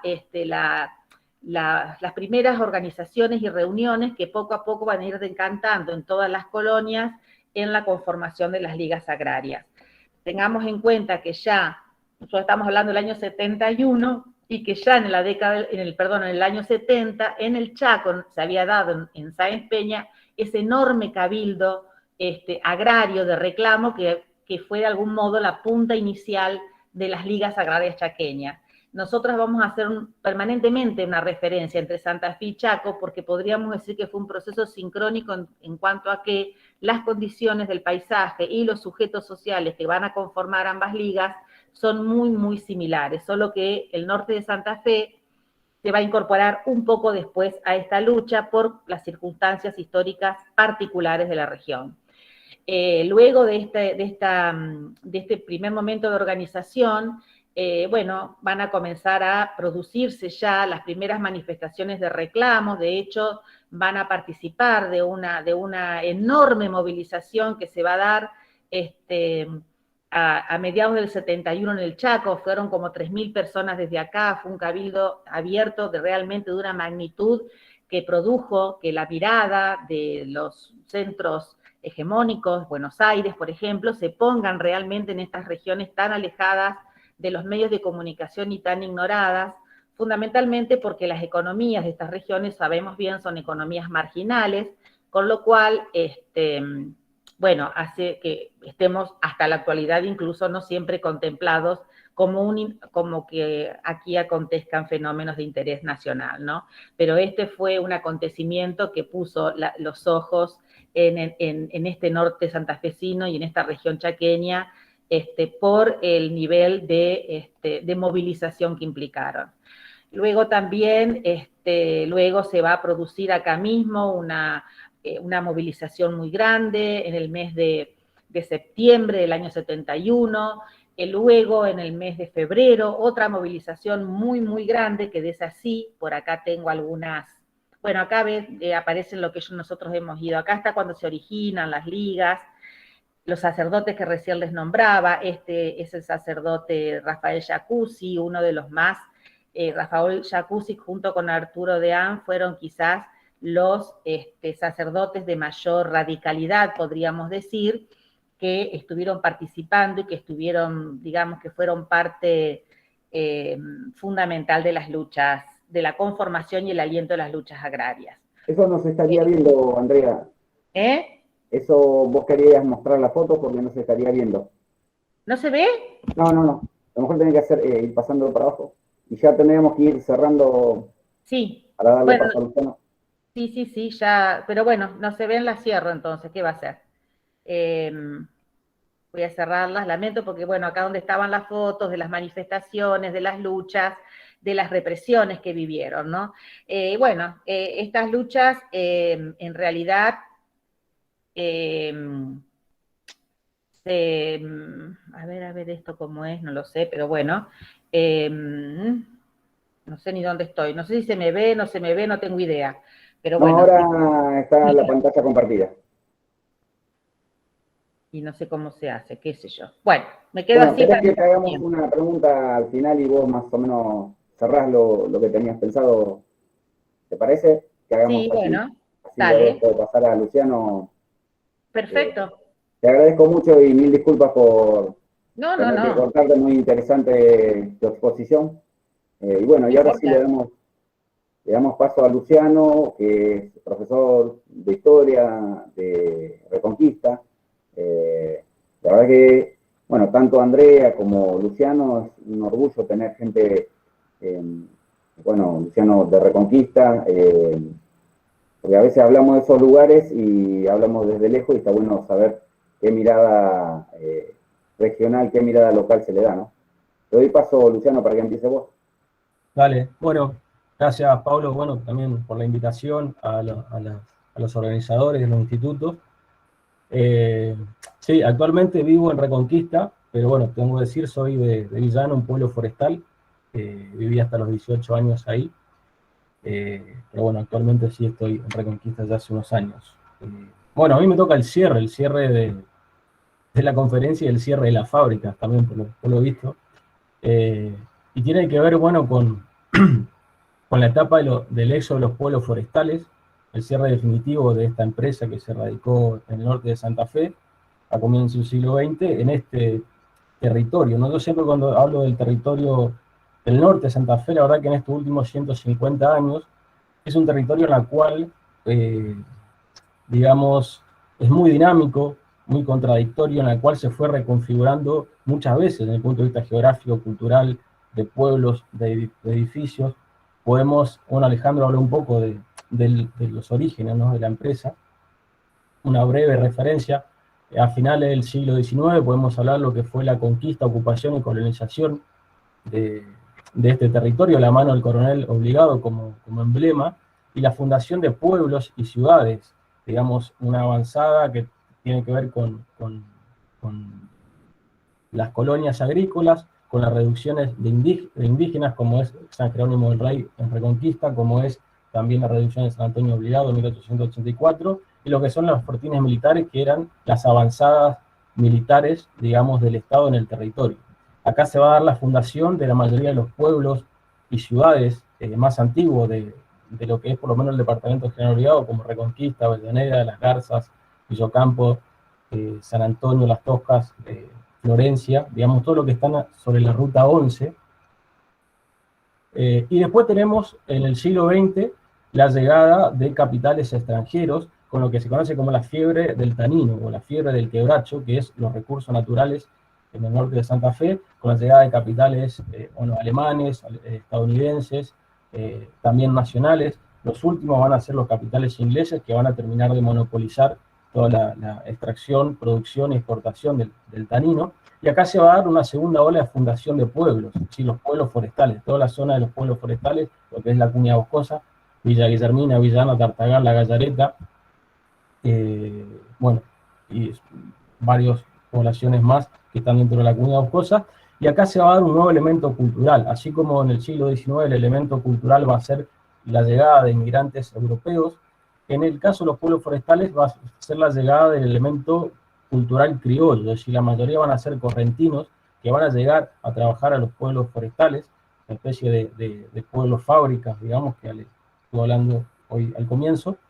Está el trabajo de Vialé Maché, el informe de Vialé Maché en 1905, donde habla de cada 10 trabajadores, 7 eran correntinos, y con ello va a llegar, digamos, va a ser la extensión de la cultura guaranítica, digamos, en el norte de Santa Fe.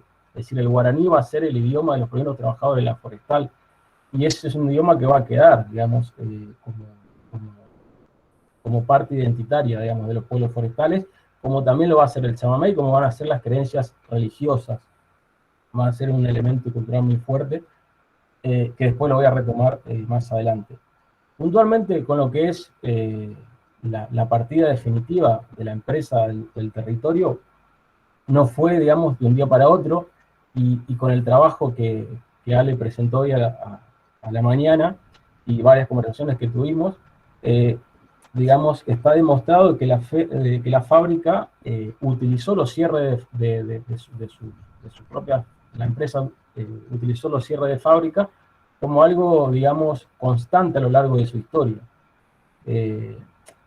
Al punto que cuando se cerró la fábrica, los habitantes pensaban que iba a haber una nueva reapertura de su fábrica, porque tampoco fue de manera, digamos, definitiva en diferentes pueblos.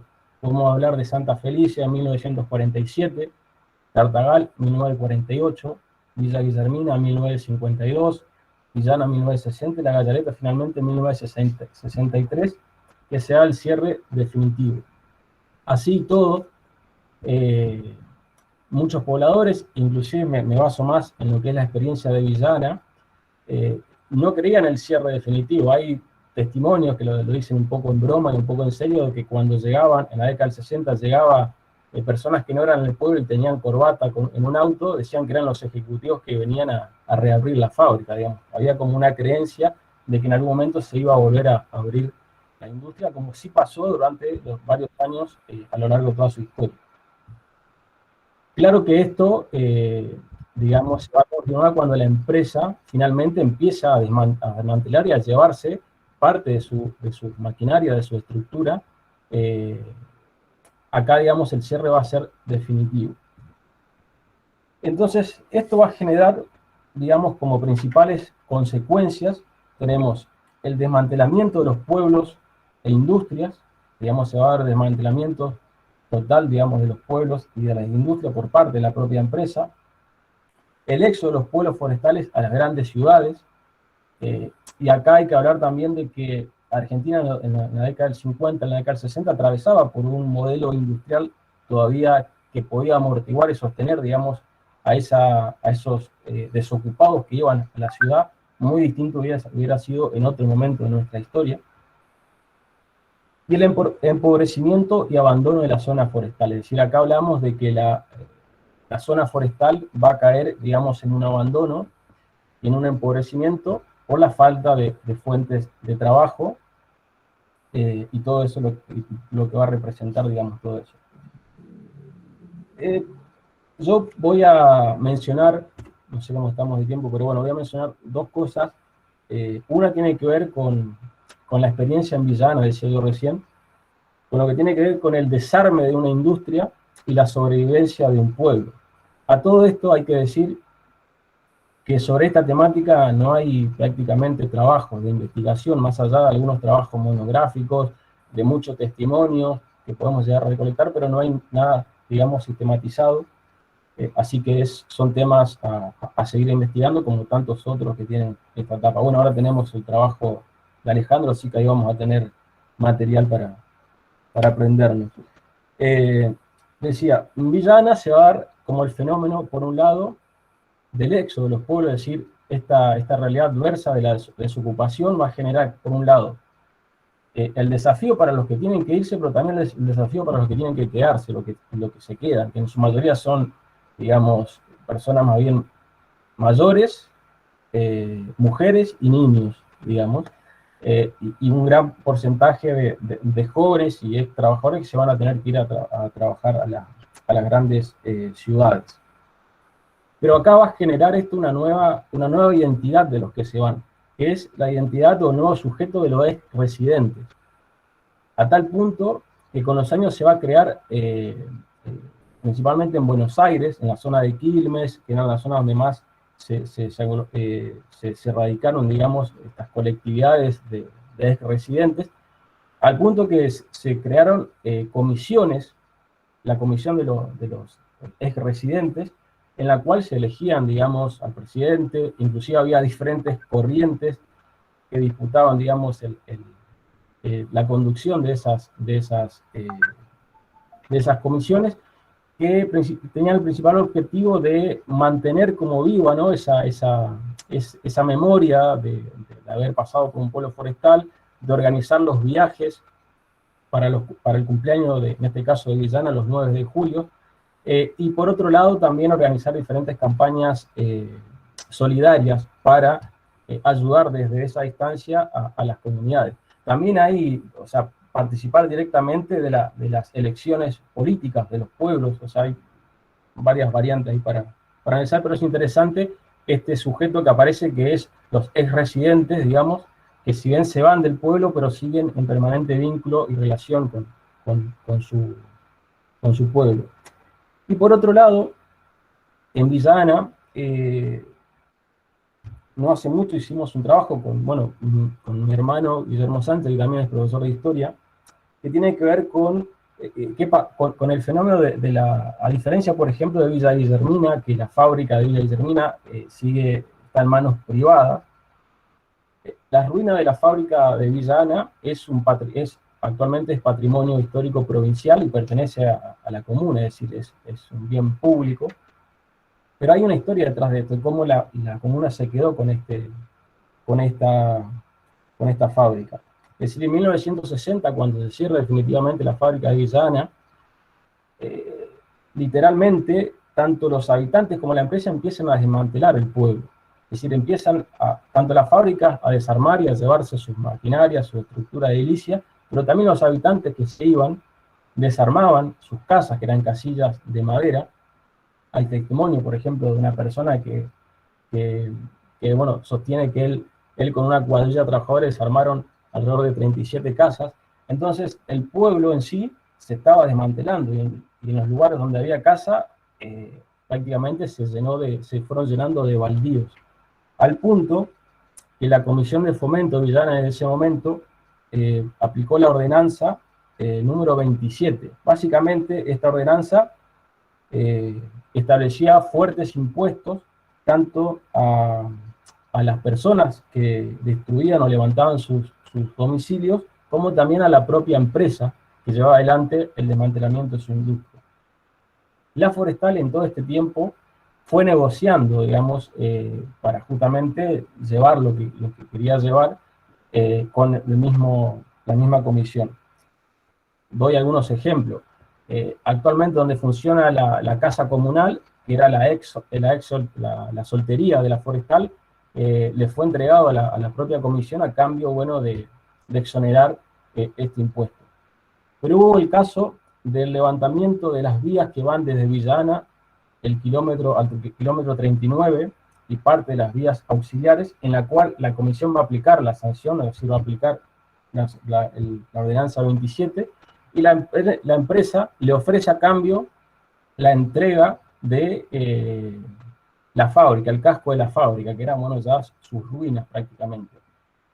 En acta eso se ve de que hay varias discusiones al respecto, y se termina decidiendo por aceptar la propuesta, es decir, aceptar la fábrica con el interés de poder reabrir, digamos, con el interés de que ahí se pueda, bueno, llegar nuevos inversores y poder reabrir esa fábrica.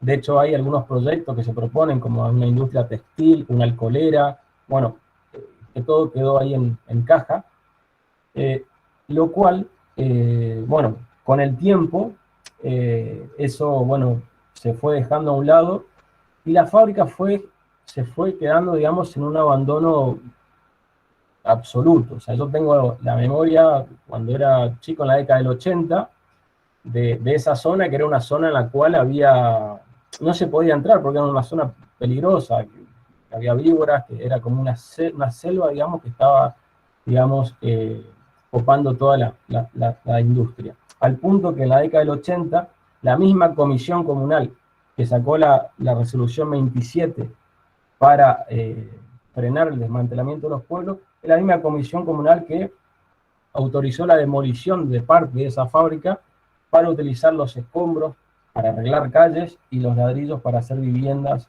para habitantes de bajos recursos.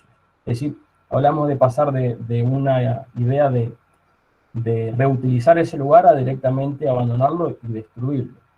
En la década del 90 se va a dar en particular, digamos, que se conecta con esto de que los ex residentes empiezan a volver a Villana, al pueblo, a celebrar el cumpleaños del pueblo, y con esto se empieza a resignificar la fábrica, es decir, las ruinas como un patrimonio. Acá aparece el Festival del Quebracho Colorado, que es el festival más importante, digamos, de Villana, y en representación de los pueblos forestales en el año 94, y con eso, bueno, ahí aparece la idea de mantener este casco, digamos, de la fábrica.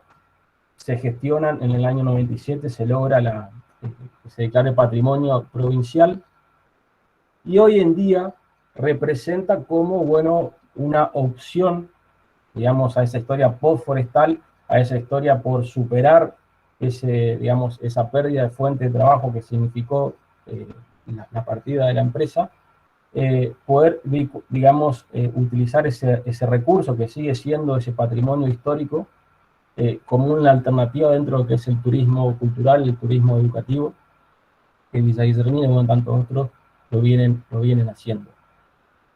Concretamente, la realidad es que el éxodo no se terminó, digamos.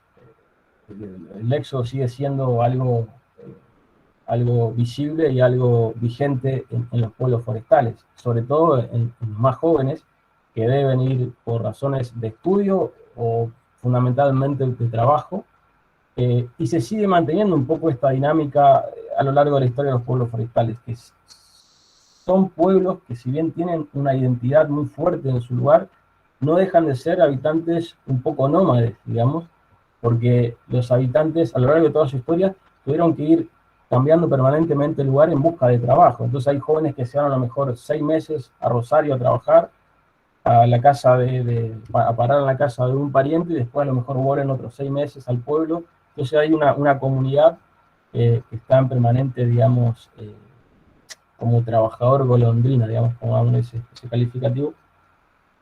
Pero bueno, la realidad es esa, digamos, la realidad es que sigue siendo un desafío de las instituciones, de los habitantes, de los pueblos forestales, poder generar condiciones para la cual, bueno, se puedan básicamente generar oportunidades, ¿no?, en esos lugares. Pero bueno, sigue siendo una realidad adversa en ese sentido. Bueno, eso es lo que puedo, no sé, en todo caso quedo a disposición de preguntas si las hay, y seguimos. Muchas gracias, Luciano, muy completo y la verdad que muy sentido. Veo que están siguiendo con mucha atención porque es algo que estás contando en primera persona también. Bueno, algo que se conecta también sí, con lo que decía Pablo. Sí, perdón. No, sí, siento, digamos, es así.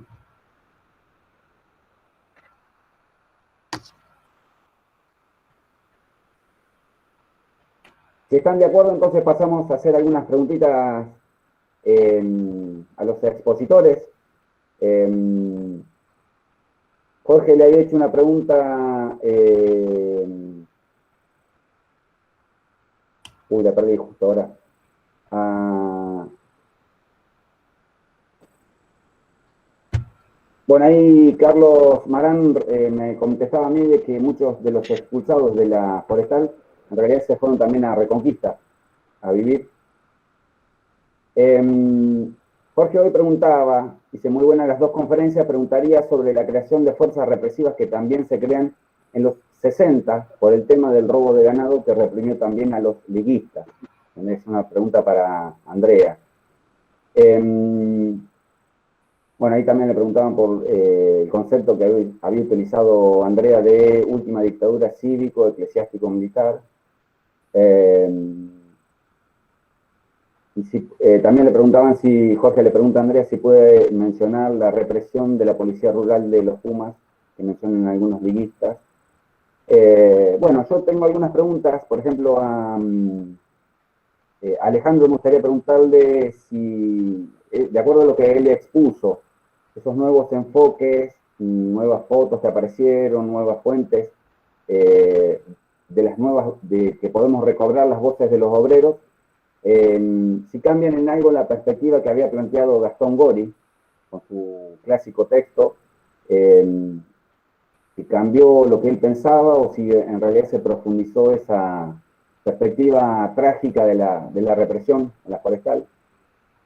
Una pregunta a Pablo Volkin, me gustaría hacerle en el sentido de si son similares las formas de represión entre la forestal y en el sector agrícola pampeano, y en qué quedó todo ese conjunto, todo ese grupo de cerca de 300.000 personas que trabajaban para recoger la cosecha.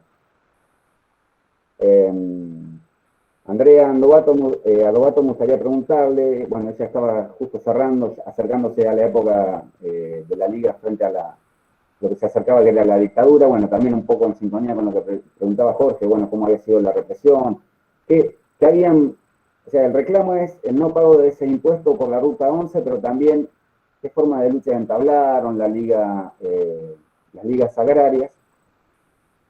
Y Luciano, la verdad es que bastante completo, no me dio posibilidad de pensar ninguna arista como para preguntarle, pero en realidad él lo dijo algunas cosas, pero bueno, la industria del tanino es irrecuperable, o la gente del lugar en qué está pensando, vos dijiste en reformar, en rearmar una industria textil o una industria de alcohol, y hay otras ideas aparte de eso.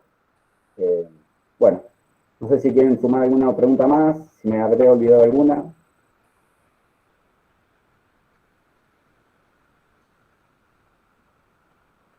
Bueno, si quieren podemos, damos vuelta otra vez a la ronda, arranca Alejandro otra vez.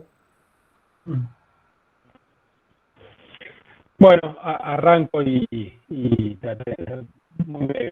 En primer lugar, te diría que más que cambia la perspectiva, cambia mi perspectiva. Hay que tirar el libro que escribí a la basura ya. No tanto, pero sí aparecen confirmaciones respecto de lo que yo había dudado, porque me faltaban algunas fuentes en relación a qué buscaban esos obreros que habían sido, digamos, desplazados hacia el monte y qué pretendían con ese asalto a los pueblos forestales, ¿no? Nosotros no teníamos la voz de ellos como para saber realmente qué pretendían, y en este caso encontramos, digamos, la confirmación de que eran sobre todo grupos dirigidos por la corriente anarquista, ¿no? Que pretendía en algún punto ir hacia los pueblos a tomar los pueblos. En ese sentido sí cambia un poquito. Pero de todas maneras la caracterización de la revuelta como un movimiento, digamos, en cierto sentido bastante espontáneo, que no tenía una dirección muy clara, porque eran muchísimos los grupos que estaban, digamos, circulando alrededor de los pueblos forestales, faltaba comunicación. Lo que aporta también en los nuevos documentos, los documentos de represión, es que observamos muy bien cómo fue el mecanismo y qué les faltaba a esos trabajadores, porque, por ejemplo, ellos necesitaban ir a tomar los pueblos, el asalto se produjo en los trenes de la forestal. Y para eso necesitaban tener el acceso o la relación muy aceitada, perdón que se escuchó, la relación muy aceitada con los trabajadores que eran los maquinistas de esos trenes privados de la forestal. Y lo que uno encontraba en estas nuevas fuentes es que justamente tenían dificultades en esas relaciones, entonces tuvieron que ir hacia esos trenes, de alguna manera desplazando a estos maquinistas que les imposibilitaron llevar adelante la revuelta como la tenían pensada, ¿no? Les complicaron ese asalto, ¿no? Me parece que eso es importante, sobre todo para pensar algunas posiciones estratégicas de algunos trabajadores claves en determinados contextos. Lo único que digo, quisiera decir en relación, me parece buenísimo el trabajo de Andrea y respecto a lo que planteó Luciano, hoy lo comentaba más temprano, ¿no? Porque ahí leí un comentario que decía, interesante pensar el norte de Santa Fe. Necesitamos profundizar los estudios sobre el norte de Santa Fe. Hay muy poco estudio sobre el norte de Santa Fe. Nosotros estamos en la intención de crear un centro de estudios, de crear algo que nos permita nuclear todos esos estudios, y en ese sentido, por ahí hacemos la propuesta abierta de quien tenga alguna idea o alguna sugerencia. Bueno, estamos en ese camino. Me parece que es importantísimo el trabajo de Andrea ahí de rescatar la experiencia de las ligas. El norte de Santa Fe es buenísimo. Lo último que digo es esto, la experiencia de la gendarmería hay que pensarla más que en relación a una represión clásica urbana, de lo que fue la experiencia de los territorios nacionales, la creación de la gendarmería volante en relación a lo que fue toda la experiencia de las gendarmerías fronterizas o gendarmerías territorianas, como se las denominaba. Es una figura que aparece ya con la creación de los territorios nacionales en 1884. Incluso antes, con la época de las gobernaciones, aparece ya la creación de las gendarmerías fronterizas, y que se van transformando, y hay una disputa enorme entre el ejército y el Ministerio del Interior por controlar esas figuras. Se crean un montón de distintas figuras en Misiones, para Chaco, para el norte de Santa Fe incluso. Entonces, esa experiencia hay que pensarla más en clave de esa experiencia, digamos, territoriana, que en clave de lo que fue el control militar. Pero es interesantísimo pensar esa disputa entre el Ministerio de Guerra y el Ministerio de Interior por controlar esas figuras. Y las gendarmerías territorianas, tanto como la gendarmería volante, de alguna manera se fusionan con la creación de la Gendarmería Nacional en 1938, que es cuando se crea una gendarmería ya a nivel nacional, después de muchos proyectos. Bueno, nada, cierro ahí para no extenderme. Muchas gracias, muy completo, y la verdad que sí, está buena la idea de armar un centro de estudios en el norte de la provincia, y bueno, trabajo para Luciano, para vos, para la gente de los terciarios, también sería bueno que aporten en ese sentido. Te doy paso, Pablo, y preguntaban también por un documental que vos habías prometido. Bueno, muy breve.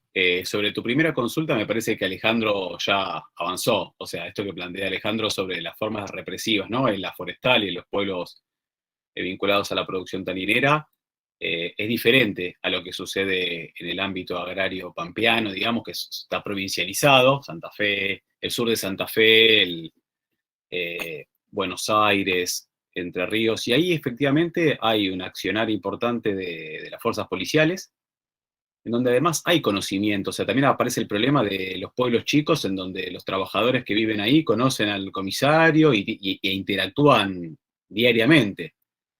Y un papel muy destacado de las fuerzas parapoliciales. La Liga Patriótica tiene mucho peso en diferentes localidades. Hay referencias, yo he encontrado en documentos de la Bolsa de Comercio, de la Bolsa de Cereales de Buenos Aires, reuniones que tienen y intercambio epistolar entre la Liga Patriótica y el financiamiento que les proveían, organizaciones de grandes propietarios en algunas localidades. O sea, la represión en el ámbito rural, por lo menos en las provincias en donde yo analicé, se manifiesta de esta manera, y entiendo que tiene puntos de coincidencia, pero también muchas diferencias con lo que estudió Alejandro, ¿no? En cuanto a la gendarmería volante, inclusive, bueno, como el propio Ori hablaba de un Estado adentro de un Estado, ¿no? O sea, eso está, y es permanente, y no sucede del mismo modo en el ámbito rural. En torno a los trabajadores y las trabajadoras, después de, o sea, en la década del 20, ¿qué pasa, no? Uno se pregunta qué pasa. Bueno, en principio, durante la década del 20, uno empieza a observar cierta transición en cuanto a la mecanización agraria. O sea, se empiezan a incorporar nuevas máquinas que demandan un menor volumen de trabajadores y de trabajadoras, fundamentalmente lo que refiere a la producción de trigo y de lino. No así en la cosecha del maíz, que hasta la década del 50 en nuestro país va a ser manual y va a requerir mucha demanda de trabajadores y trabajadoras. Y van a ser los maiceros los que van a mantener un poco ese espíritu. Pero los trabajadores contratados para el trigo y lino todavía van a tener fuerza, aunque van a disminuir sensiblemente los conflictos durante la década del 20 hasta 1928, en donde va a haber como un último momento, 28 al 30, también en el marco de los primeros impactos de la crisis. Y luego ya sí, después de la década del 30, con la crisis, ya la incorporación de lo que se conoce como la cosechadora, que es muy similar a lo que sería la cosechadora moderna, que ya lo que antes requería quizás 9 personas en el campo cosechando y luego 25 trillando ese mismo grano, ahora con 3 personas arriba de una cosechadora, hace las 2 tareas simultáneamente. Y entonces la fuerza de trabajo familiar cobra mucho más peso, y los reclamos en la década del 30, bueno, Pablo, vos has estudiado mucho de eso también, son reclamos que están muy vinculados a imponer la contratación de la gente del pueblo. O sea, la inmigración ya ha bajado y una parte empezó a migrar hacia las grandes ciudades, particularmente Buenos Aires, producto de la crisis, y hay otra que se quedó en los pueblos que está exigiendo que para el laburo rural lo contraten a ellos y no contraten a alguien de Santiago del Estero, por ejemplo. O sea, que venga, y cambia los pliegos de reivindicaciones. O sea, si bien mantiene cuestiones de aumentos salariales y demás, se pone a foco no solo el reconocimiento del sindicato, sino la contratación de trabajadores para mover la cosecha, para manejar las máquinas, para hacer la estiva, en disputa con el núcleo familiar, ¿no? Y la fuerza de trabajo familiar.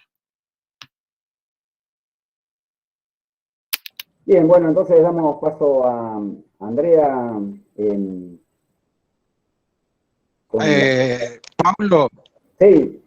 Pablo, ¿vos podés poner el link de última del videíto ese que mencionaste? Ah, sí, disculpen, me olvidé de esto, sí. Les digo, hay 2 cosas interesantes para ver con eso.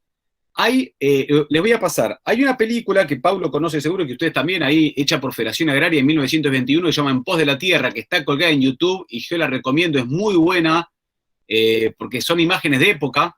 1921 es muy, muy buena, más allá de que tiene la posición de Federación Agraria en el marco de esta lucha que se está dando en pos de la tierra. Y este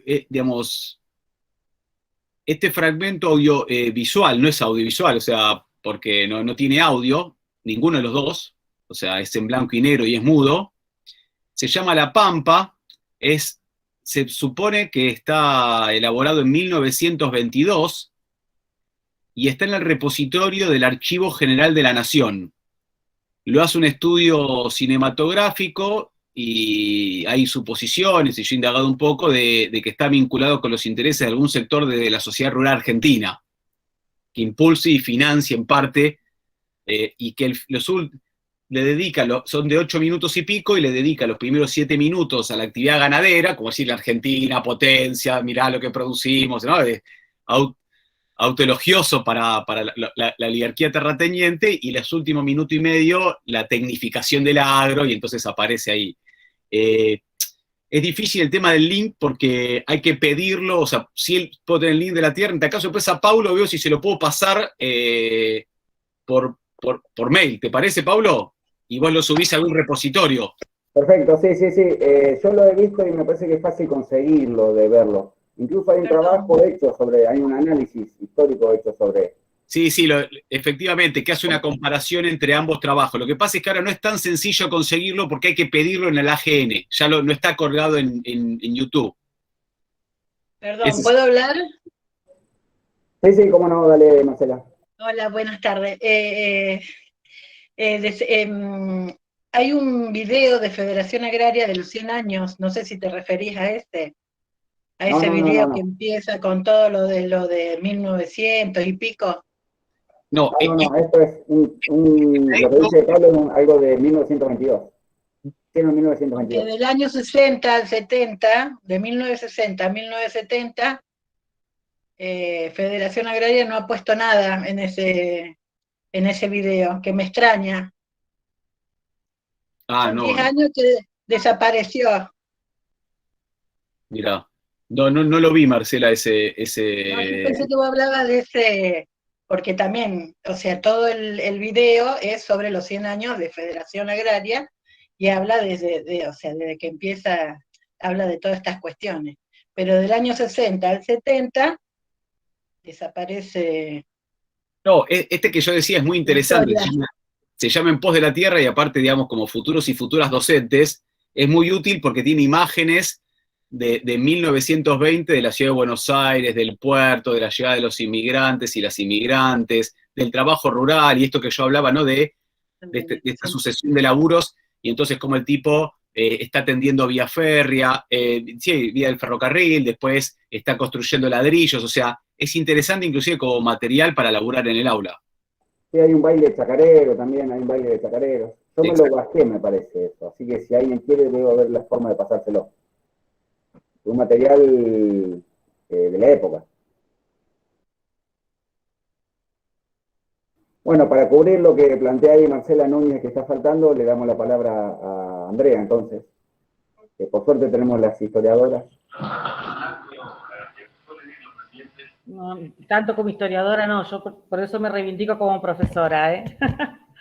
No, en realidad pensaba con respecto a la Federación Agraria, por el periodo que nombraba la compañera, las ligas agrarias estuvieron enfrentadas con la Federación Agraria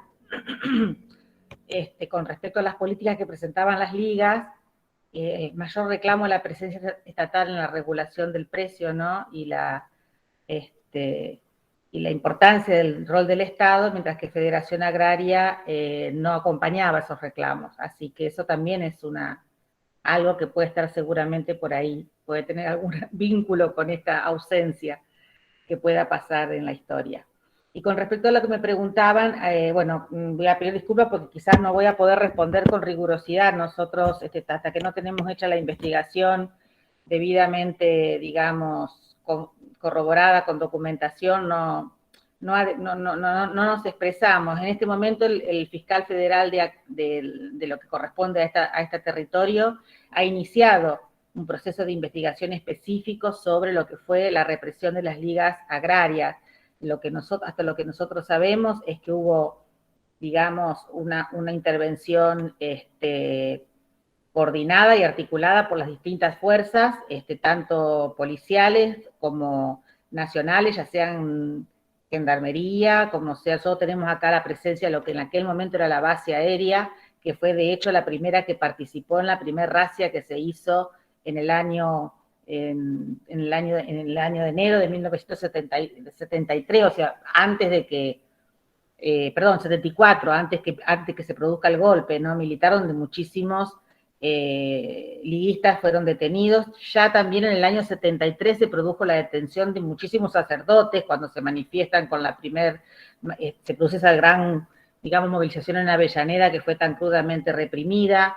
No podría realmente dar una especificidad sobre lo cual fue el lugar de los Pumas exactamente, ni en qué momento intervinieron. La verdad que de los testigos que yo he escuchado, al momento de la represión aluden tanto a gendarmería, como a policías, como a fuerzas militares en su conjunto, del ejército, sobre todo después que se produce el atentado en el batallón del ejército en Formosa, que recrudeció profundamente el proceso represivo. Además, el proceso represivo tuvo como distintos momentos, uno fue específicamente en el 76, y luego viene también todo un proceso tremendo, que es donde mueren dos grandes, digamos, líderes del liguismo en esta zona, que es con la contraofensiva montonera, ¿no? Que fueron capturados a partir lo marcaron en el puente de Paso de los Libres, es decir, todo el proceso de la represión fue realmente muy extenso en el tiempo y con la diversidad de la presencia de distintos actores, incluso también miembros de la propia sociedad pequeña que vivimos, que eran miembros de la PCI, ¿no? Que eran estos civiles que participaban de la inteligencia y que delataban justamente la presencia de estos militantes. Y también la Iglesia Católica tuvo también una crítica muy fuerte respecto a Monseñor Iriarte, que, bueno, como ya la Iglesia se había soltado la mano, ¿no?, del proceso liguista, también se sintieron, por lo menos en los testimonios que yo he recibido, no, esto yo siempre hablo con mucha humildad porque, claro, la historia es infinita en posibilidad de perspectivas, ¿no? Y hasta lo que yo pude escuchar, se sintieron muy solos con respecto al acompañamiento de Monseñor Iriarte, ¿no? del obispo. No sabemos, tampoco hemos investigado, los archivos del obispado lamentablemente no se abren, ¿no? A pesar de que hemos hecho solicitudes, hasta el día de hoy sigue siendo está encriptado. Pensó que ahí podríamos lograr encontrar muchas posibilidades de arrimarnos un poquitito más a algo de lo que aconteció. Igual tenemos confianza de que, bueno, con la investigación del fiscal Salum, que tenemos una relación afortunadamente muy fluida, podremos arribar a nuevas verdades. Y bueno, y la verdad que es un tramo de la investigación que está como pendiente. Así que disculpen si por ahí no puedo responder con precisión esta pregunta, ¿no?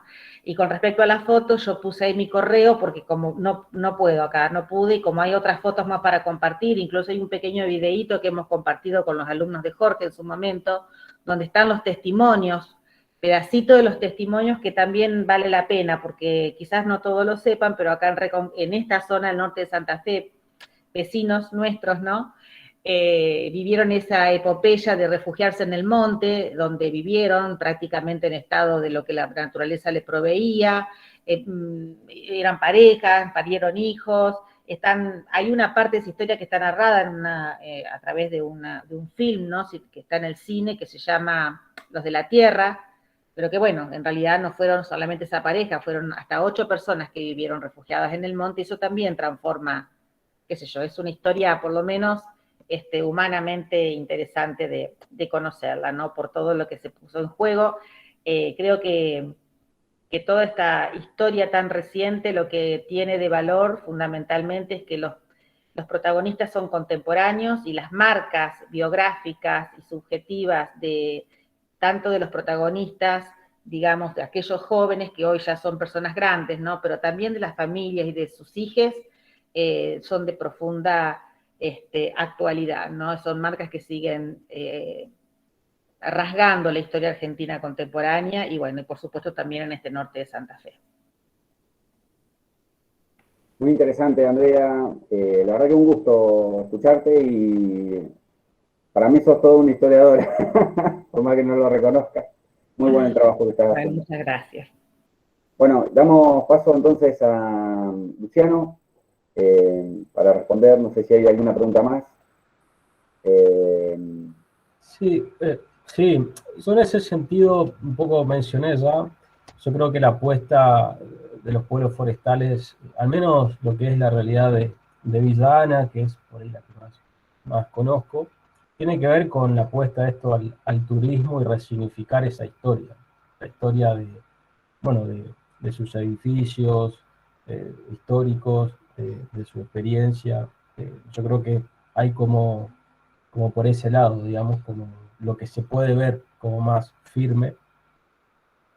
Yo creo que lo que pasó en este último tiempo, o sea, con la generación nueva de los pueblos forestales, es que hubo un cambio, digo, los que vivieron la forestal, había como una nostalgia de ese pasado, digamos, había un permanente recordar como, bueno, antes estábamos mejor, antes había trabajo, siempre era ese recuerdo ahí permanente.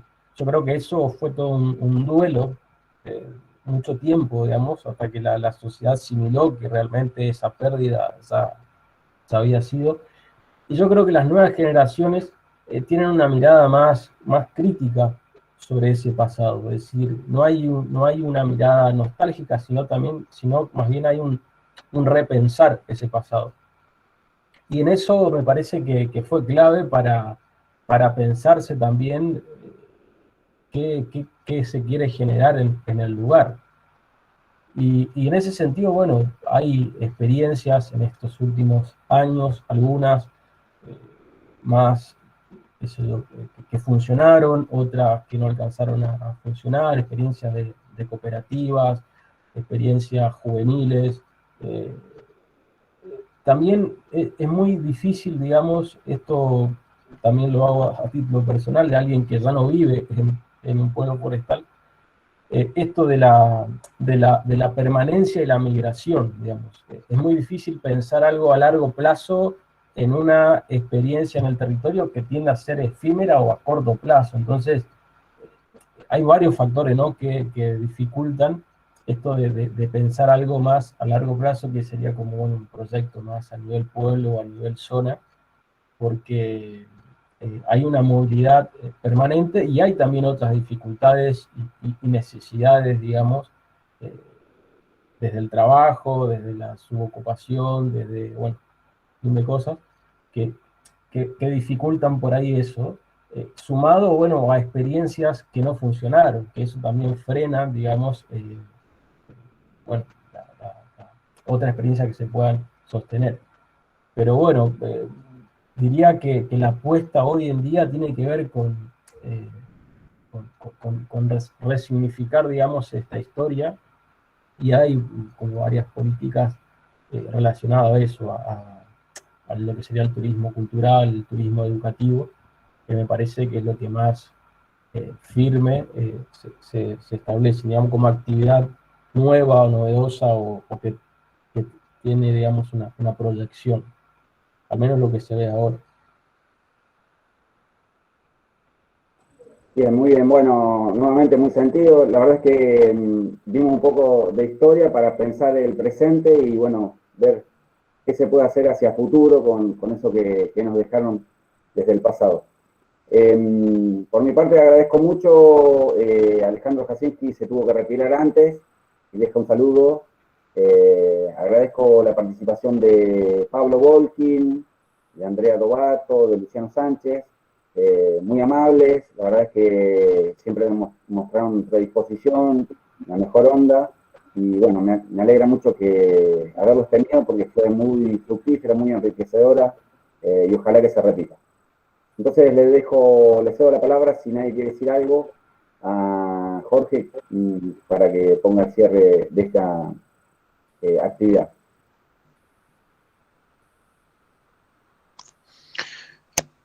Bueno, gracias, Paulo. En principio, agradecerle tanto a Andrea, a Pablo, a Alejandro que se fue y a Luciano por los aportes que han realizado, y un poco señalar esto que puse en el chat, ¿no? Interesante y digamos, un proyecto a futuro, ya que también hizo la oferta Alejandro, de pensar la historia santafesina en particular, pero también la historia de las provincias limítrofes como en una larga duración, ¿no? Es decir, los problemas que tenemos el día de hoy ya se vienen arrastrando desde el momento mismo de esa conquista o de ese avance sobre el Chaco, el norte santafesino, Chaco, hasta el Paraguay mismo, ¿no? Que acompaña todo este proceso, y obviamente se nos ocurrieron o se nos pueden ocurrir montones de preguntas sobre momentos de esta historia del siglo XX en particular, pero particularmente creo que es interesante el cruce, la vinculación de una historia en esta larga duración y el papel de la venta inmobiliaria, ¿no? De grandes terrenos, empresas que se han dedicado desde fines del siglo XIX y que continúan al día de hoy, ¿no? Con la creación de grandes extensiones de tierra, lo cual genera en parte esto que decía Luciano, ¿no? La expulsión de una parte importante de población hacia pequeñas localidades en algunos casos, y la migración en gran escala también a Buenos Aires particularmente, pero al sur de Santa Fe, Córdoba y otras regiones, ¿no?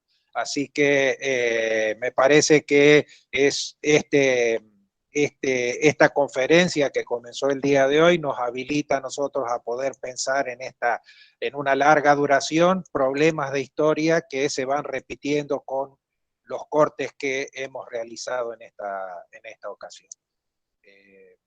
Bueno, agradecerles también la participación al público, a las preguntas, y invitarlos para la próxima. esperando no tener el inconveniente de modificar el link en el medio del día, ¿no? Así que gracias a todos y todas por los aportes que han realizado. Muchas gracias.